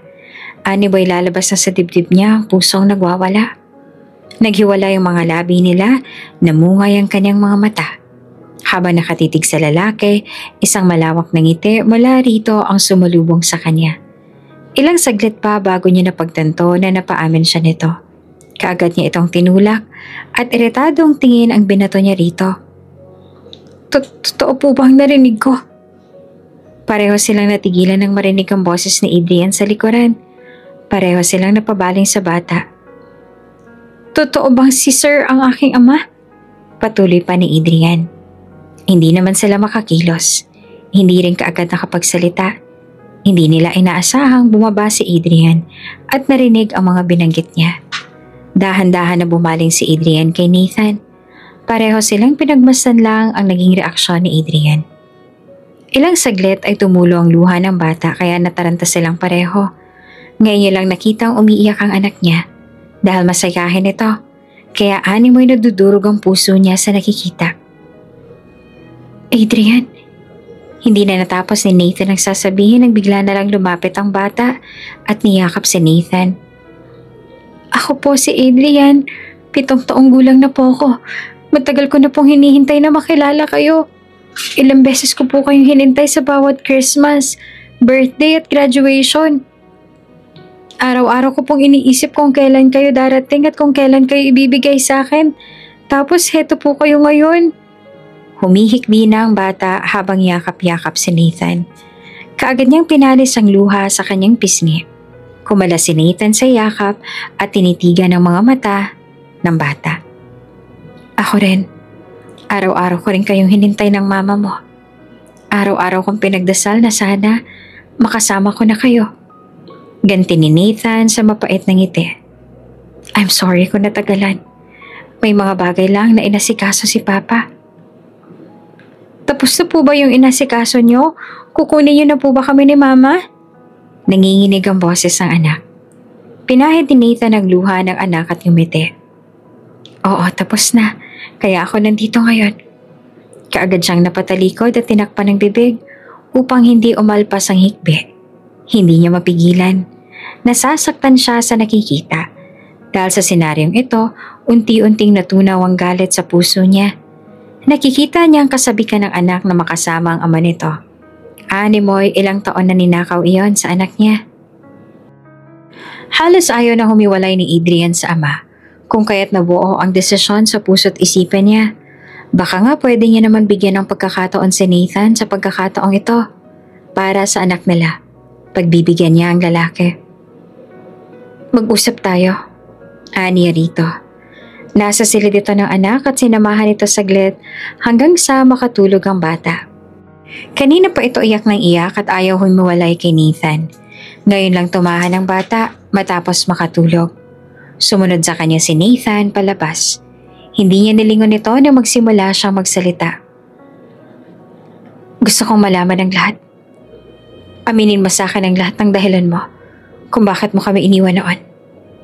Bibigyan kita ng pagkakataon ngayon na magsalita, Nathan. Aniya at napalunok. Nakadepende sa sagot ni Nathan ang magiging pasya niya. Isang bahay sa Tagaytay na pinalilibutan ng mga pine trees at malalaking pader ang inabutan nila.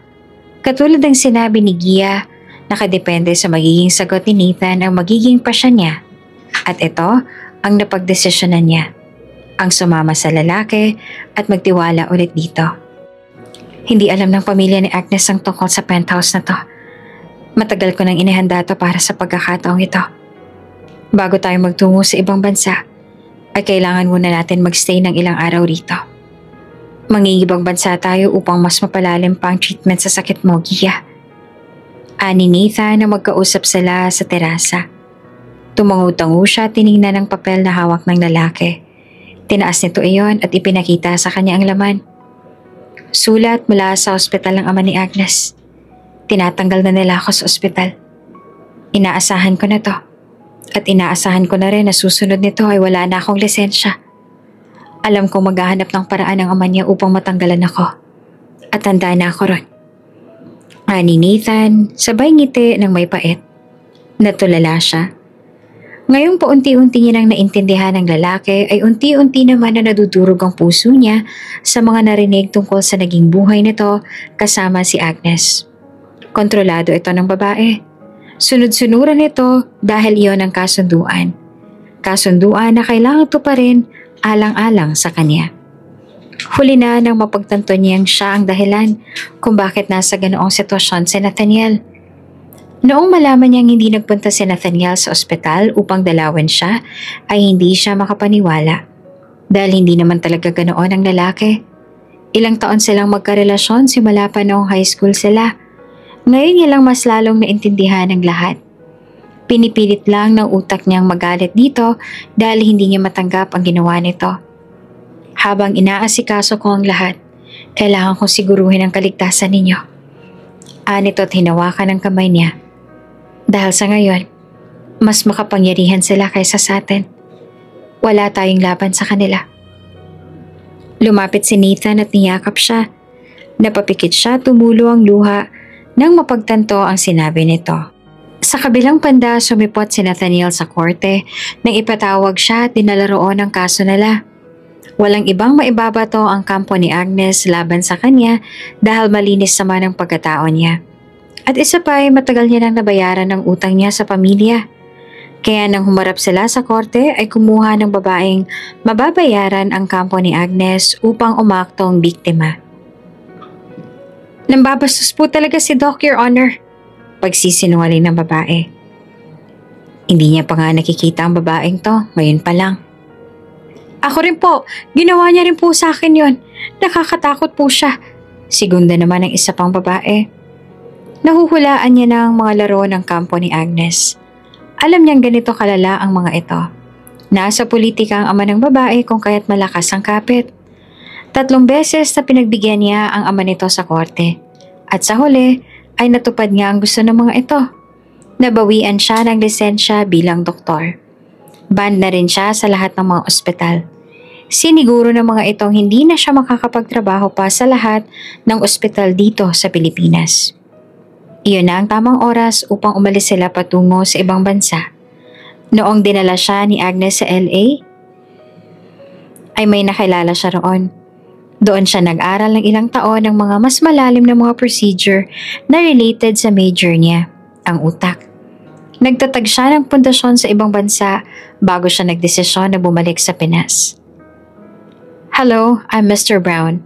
Ani James Brown nang makalapag sila sa LA matapos ang mahabang biyahe. Ngumiti naman si Gia na medyo nahihiya pang makipag-usap sa banyaga na nasa harap. Matalik niyang kaibigan si James. May-ari ito ng pharmaceutical company, ang ama nito. Kung kaya't chemist ang kinuha nito nung nasa college sila. Magkaiba sila ng kurso ngunit naging magkaibigan sila. Balak din ni James na tulungan siya sa research niya. Gusto nitong tulungan siyang malunasan ng sakit ni Gia. He always mentioned you to me. You're here finally. Ani James kay Gia na may malawak na ngiti. Ngumiti lang si Gia na hindi alam kung papaanong pakikisamahan si James. Nasa ibang bansa sila at alam niyang naninibago pa ang babae. Isang buwan nang nakalipas nang sumulpot na naman ang mga sintomas sa sakit ni Gia. Hirap na naman itong maka-estimate. Nagsisimula na naman sila sa pinakauna. Ayos lang ba sa'yo na parati tayong mananatili sa laboratory simula ngayon? Isasama natin ang anak natin at pwede siyang manatili roon habang nag-aaral siya. Kukuha ako ng tutor upang... Umiling si Gia at ngumiti. Sinabi ng anak ko na gusto niyang maranasan ng mag-aral ng normal. Gusto niyang mag-aral sa isa sa school dito. Kaya pagbigyan natin siya. Namangha si Nathan sa nalaman. Hindi niya inaasahan na ganun pala katapang si Adrian upang gustuhin kaagad na mag-aral sa dayuhang lugar sa unang araw pa lamang nito sa LA. Ayos lang sa kanya, naiintindihan niyang lahat. Gusto niyang gumaling na kaagad ako. Patuloy pa ni Gia. Sa tingin mo, ano kayang kukunin ng anak natin paglaki niya?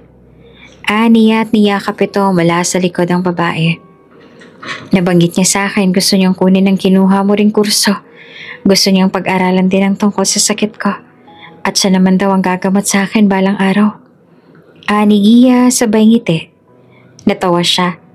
Katulad niya ang anak. Pareho sila ng rason. Sabihin mo na kunin niya ang kurso na talagang gusto niya. Kunin niya ang kursong para sa sarili niya. Dahil ipapangako ko sa kanyang tutuldukan ko ngayon ang tungkol sa sakit mo. Sisikapin kong tapusin ang lahat ng ito. Ani at humigpit ang yakap sa babaeng mahal. Huminga siya ng malalim at pareho nilang pinagbastan ang tahimik na view sa labas. Ipinangako ni Nathan na maging sa sarili niya na hindi siya titigil hanggat hindi nabibigyan ng lunas ang sakit ng asawa. Dahil iyon ang pinakaunang rason niya kung bakit siya nasa tabi nito ngayon. After 5 years, December ng gabi, malamig ang panahon at tahimik ang mga daan kahit na Christmas Eve yon. Ibang-iba ang vibes doon kaysa sa Pinas. Walang babati sa iyo ng Merry Christmas at wala kang matatanggap na random na ngiti mula sa mga makakasalubong mo. Kahit pa yata kapitbahay mo ito. Ang mga party ay usually mga nasa New Year na. Niyakap ni Gia ang sarili habang nakatayo sa may bintana. 5 taon na ang dumaan matapos nilang lumipat at manirahan sa LA. Maging siya ay nakasanayan na ang buhay roon. Nakasanayan niya na rin ang temperatura at mindset ng mga tao roon. Gustong gusto ko nang umuwi. Pakipicture naman ng mga handari yan tapos yan po sa akin para may inspiration ako para sigawan itong si James dito. May hamon ba tayo? Ani Nathaniel sa kabilang linya. Tinawagan siya nito mga bandang 8. May Noche Buena sila kahit na nasa ibang bansa sila at iilan lang ang magsiselebrate ng Pasko. Sira, 8 pa naman, maaga pa. Niya na natatawa. Excited talaga ito parati sa tuwing babanggitin ng Noche Buena. Paborito nito ang hamon na binili nito mula pa sa Pilipinas. Paano kung alauna na ako po uwiin ng mokong na to? Ungot pa nito. Hindi magpapadala na lang ako ng pagkain dyan. Ayaw mo ba ako makasama, honey? Ayos lang talaga sa'yo na wala ako sa Noche Buena? Talagang kaya mong wala ako? Seryoso ka? Kasi ako hindi ko kaya. Pagdadrama ng lalaki sa kabilang linya. Natawa siya. Ang OA mo. Buti wala rito ang anak mo, kikilabutan yun sa'yo. Bakit? Nasaan si Adrian? Nasa labas ng pinto, kausap niya yung mga kaklase niya. Inimbitahan niya sa Noche Buena natin. Ani ha. So marami pala tayo ngayon, di mas okay yun. Dapat ko na rin sigurong hilahin tong si James dito, masyadong kuripot sa oras eh. Hindi niya naman ikakayaman yan, mas mayaman pa rin naman ang mga magulang niya. Ani Nathan. I can hear you, dude. Natawa siya nang marinig sa kabilang linya ang boses ni James. Naiintindihan na kasi nito ang mga pinag-uusapan nila.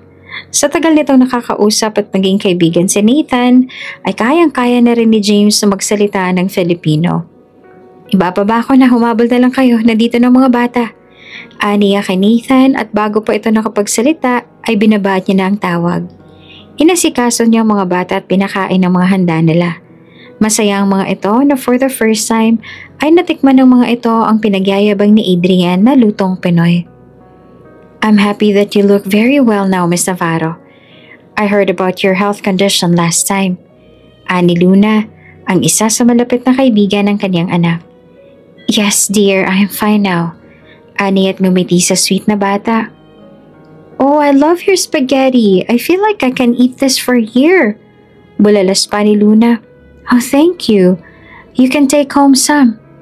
Offer niya. For real? Namilog pa ang mga mata nito. Natawa na lang siya sa kakitan ng babae. Nahuli niya pang sumulyap si Adrian sa gawin nila. Napangisi siya. Akala nito hindi niya alam na crush nito si Luna. Hindi niya masisisi ang anak. Mabait, masigla at friendly si Luna. Maliban doon ay cute rin. Binalingan niya sa labas ang bahay ang marinig ng pagdating ng sasakyan. Hindi lang si James ang kasama ni Nathan, kundi may 3 pang lalaki na alam niyang nakita niya na rin sa laboratory noon. Dinala ko na sila lahat. Ani Nathan sabay kindat.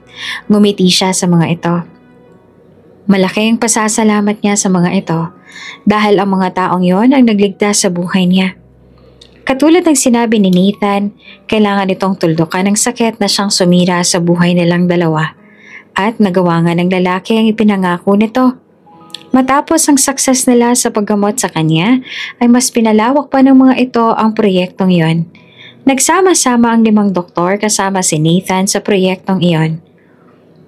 Bukas ng umaga, hintayin mong balita sa TV. Kapag naipalabas yon, may sorpresa ako sa'yo. Ani Nathan nang pareho silang nakapagsolo sa may terasa. Kumunot ang noo niya at ngumiti. Ano naman kaya yun? Basta surprise nga, diba? Anito at niyakap siya. Napaismid na lamang siya.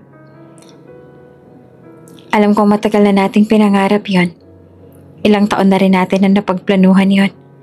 Anito na tila binigyan pa siya ng clue. Ano nga? Pilit niya.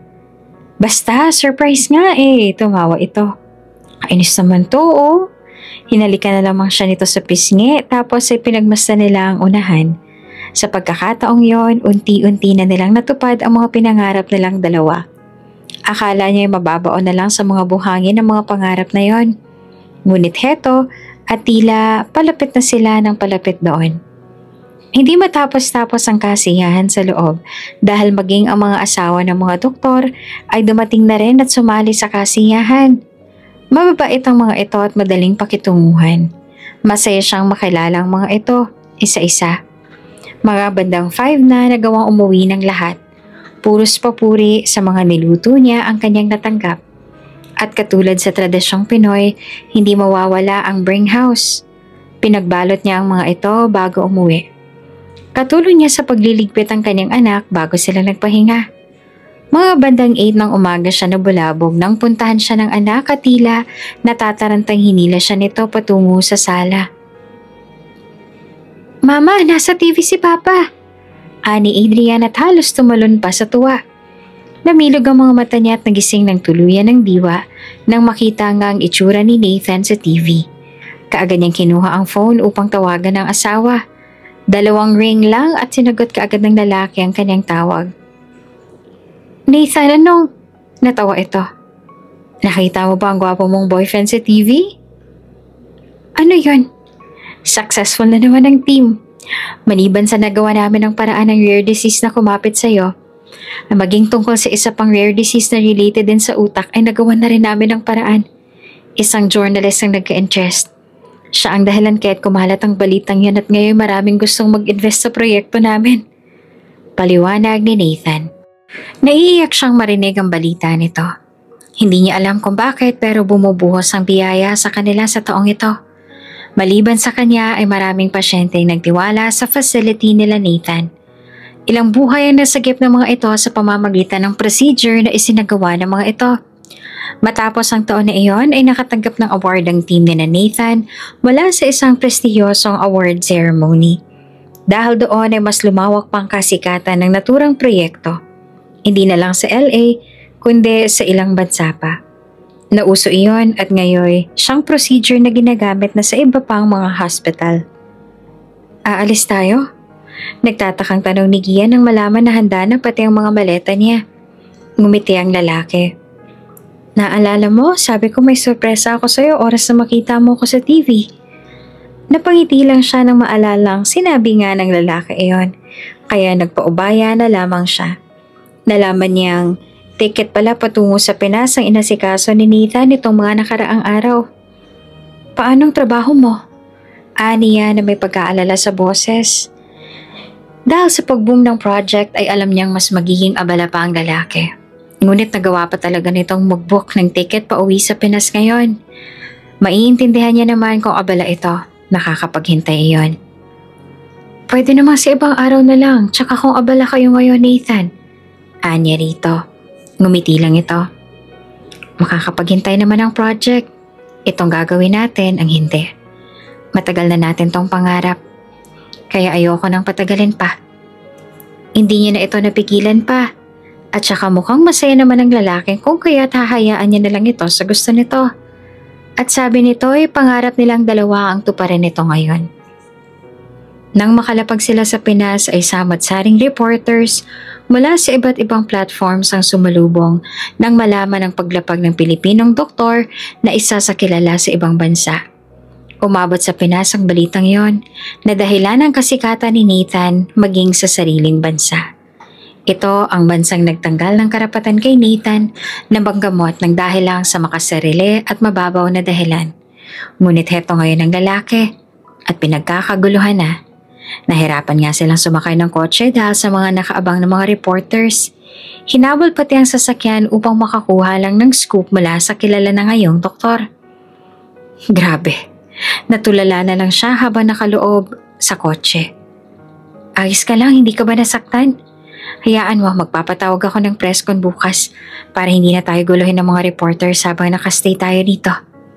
Ani Nathan habang tinitingnan ng braso niya at kamay upang masiguro na wala siyang gas-gas o ano. I'm okay, baka ikaw pa nga dyan ang nasaktan. Aniya sa malambing na boses. Ngumiti ito at umiling. Wala yon. Huwag ka lang nilang kantiin, malalagot talaga sila sa akin. Napaismit siya sa ka-OA-han ng lalaki. Katulad ng sinabi ni Nathan, nagpatawag ng press conference si Nathan upang matahimik ng mga media sa pagdating nila. Magandang bagay iyon upang mas makilala pa ang doktor. Kahit nasa bakasyon ito ay may contribution pa rin ito sa trabaho. Unti-unting lumaki ang building na ginagamit ng team ni Nathan. Sa pangunguna ni Nathan at kanang kamay naman na si James ay napalago ang proyekto. Hanggang sa biglaan ang expand niyon na dahilan para tuluyan ng gawing hospital ang buong laboratory. Maliban doon ay may ilan pang branch ang kanilang hospital. Sa future ay nakikita ng mga ito na kaya pang dagdagan ng 5 hospital sa branch ni Nathan. Ani mo'y maiiyak si Gia nang mapansin ang pamilyar na lugar na pinuntahan nila. Iyon ang lugar kung saan sila nakatira noon. Ang lahat ng alaala ay sumariwa sa kanyang isipan habang naglalakad sila sa bawat kanto ng naturang lugar. Hanggang sa natagpuan niya na lang ang sariling nasa harapan na ng lumang bahay. Ang bahay nila ng kanyang ama noon. Ito ang bahay na binenta niya kahit labag sa kalooban niya. Binili ko ulit. Pinaayos. Alam kong gusto mong manatili pa rin sa dati ang itsura nito kaya't hindi ko ginalaw ang orihinal na struktura. Mga minor na ayos lang dahil matibay naman siya. Paliwanag ni Nathan. Tumulong luha niya habang pinagmamasdan ng bahay. Ilang saglit ay kaagad niyang niyakap si Nathan. Masayang masaya siya sa ginawa ng lalaki. Salamat. Salamat, Nathaniel. Aniya sa nanginginig na boses. Inaluna rin siya nito kalaunan. Matapos ang lumang bahay, nagtungo naman sila sa bahay sa dalampasigan. Iyon ang bahay na pareho nilang pinangarap noon ni Nathan. Iyong bahay na malapit sa dagat. Masaya siyang kahit papaano ay napagbigyan nila ang mga pangarap nila noon. At ang pinaka nagustuhan nila sa bahay na iyon ay ang open na veranda sa labas. Mula doon ay tanaw ang sunset. Mga bandang 4 p.m. ay nandoon na sila at nag-aabang. Doon sila nagtsatsaa at masayang nag-uusap. Hawak ang kamay na pinagmamasdan nila ang sunset. Gia, iniisip ko kung kakasya kaya to sa'yo. Ani Nathan sabay dukot ng kung ano mula sa bulsa. Nagtaka naman na nilingon niya ang lalaki. Ngunit huli na nang mapagtanto niyang nakaluhod na ito sa harapan niya. Ano pang ginagawa mo? Naiilang na ngumiti siya. Ngumiti ito. Gusto kong bago tayo bumalik sa LA, ay maikasal na tayo rito. Iyon ay kung papayagan mo ako, Gia. Inilabas nito ang singsing na may malaking diamond sa gitna. Nagyayaya pa lang naman ito ng kasal, ngunit parang kinasal na siya dahil sa mahal na singsing na pinakita nito. Gia, please, pakasalan mo ako. Ilang taon mo na akong hindi pinanagutan. Panagutan mo na ako. Nito na may pagsusumamo sa mga mata. Natawa siya. Kung makapagsalita ito, parang siya pa itong playgirl dito na tinakasan nito. Sira ka talaga, akin na nga yan. At kinuha nito sa kamay ang singsing upang siya na ang magsuot noon sa kamay niya. Dahil sa pagkatulala ni Nathan ay hindi nito na malayang yumuko siya upang halikan nito sa labi at ngumiti siya. Pakakasalan kita, Doc. Hindi kita tatanggihan dahil sobrang yaman mo na. Biro niya pa habang nakangisi. Nakapangalan na sa'yo lahat ng properties ko. Lahat ng pera ko itatransfer ko sa bangko mo. Wala akong ititira, pakasalan mo lang ako. Ani mo na ay wala na sa sarili. Natawa na lamang siya. Naganap ang kasal nila sa tabing dagat. Lahat ng kakilala, investors at mga maimpluwensyang tao ay dumalo sa kasal. Lahat ng mga negosyante na gustong mag-invest ay dumating din. Hindi nila mapigilan ng pagdagsa ng mga ganong uri ng tao. Tanggap ni Gia na simula sa araw na yon ay parte na ito sa buhay nilang mag-asawa. Tinuturing nilang blessings ang lahat ng ito. Maayos na inipanalo ni Nathan ang baraha kung kaya't nasa taas ang lalaki at nakatingala na ang lahat sa baba nito. Kasama na roon ang pamilya na Agnes. Nalakas loob na dumalo sa reception matapos ang mga ginawa nito kay Nathan. Pwede ka ba namin makausap? Maarte na sabi ng ina ni Agnes kay Nathaniel. Malamig ang tingin na ginanti ni Nathan matapos sabihin iyon ng ginang.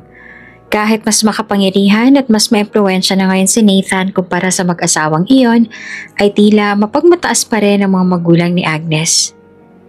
Pwede bang tayo-tayo lang? Walang ibang sagapal? Ani ina na Agnes kay Nathan.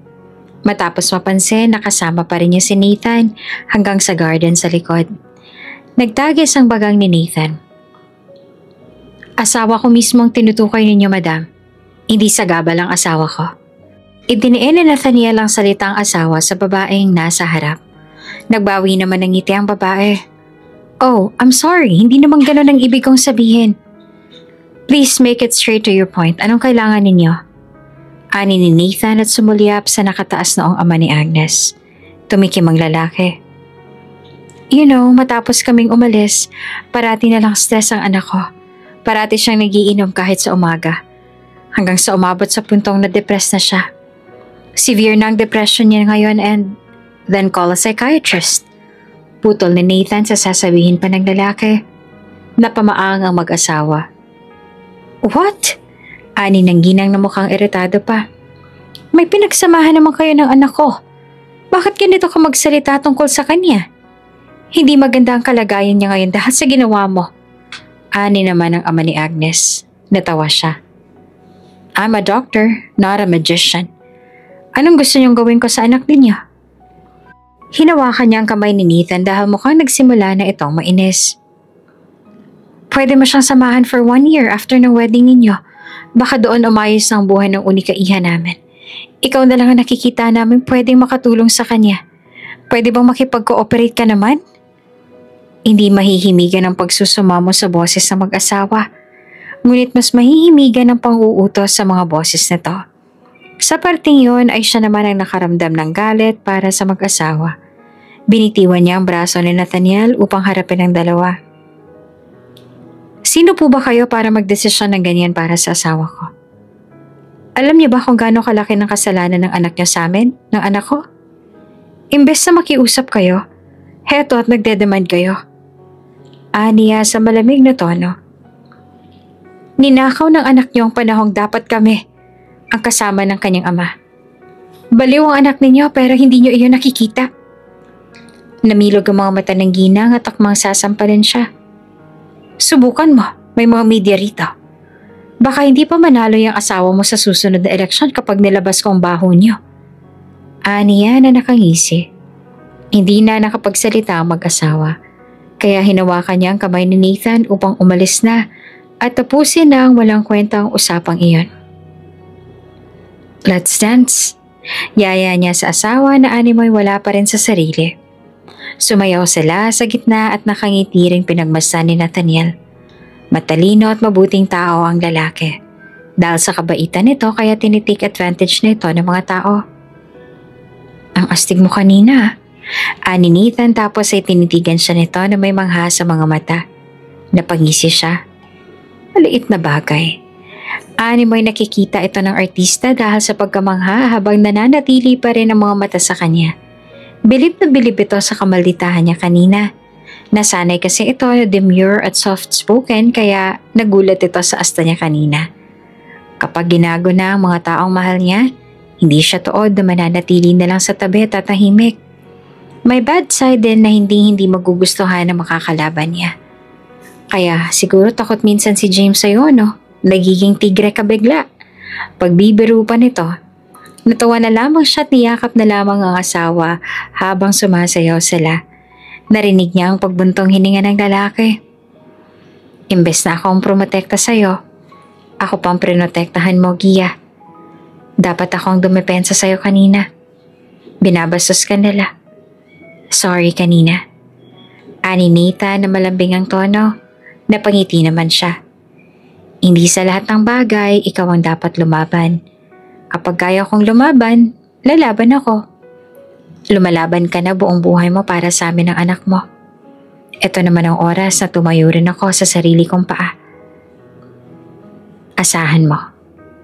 Humigpit ang yakap nito sa kanya at hinalikan ang ulo niya. Oo naman, matagal ka nang maaasahan. Kaya mo ang palakihin ang anak natin na mag-isa eh. Iilang babae lang ba ang kayang gawin yon? Proud ako sa'yo. Napakatibay mo. Nito. Bolero. Natawa na lang ito at nagpatuloy sila sa pagsayaw. Hindi maalis ang ngiti sa mga labi niya. Bongkang kasal sa tabing dagat, mabawi ang lumang bahay. Magkaroon ng sariling bahay sa tabing dagat. Habang buhay na magkasama, kasama ang anak nilang dalawa. Iyon lamang ang mga pangarap nila na inakala nila na mahirap abutin. Mga pangarap na kasama nilang nilaro sa kanilang imahinasyon. May mga panahong marahas ang mga alon sa karagatan, ngunit darating din ang oras na payapa iyon. Hindi sa lahat ng pagkakataon ay kamalasan ang hatid sa buhay nila. May mga panahong pabor sa kanila iyon at eto na nga iyon.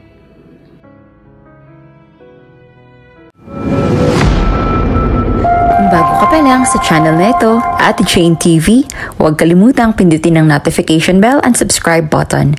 Sana po hindi naman malaking abala sa inyo ang pagpindot ng subscribe button dahil ang kapalit po nito ay ang pagsuporta para makapag-produce ng mga libreng stories sa mga channels ni Ate Jane. Maraming salamat!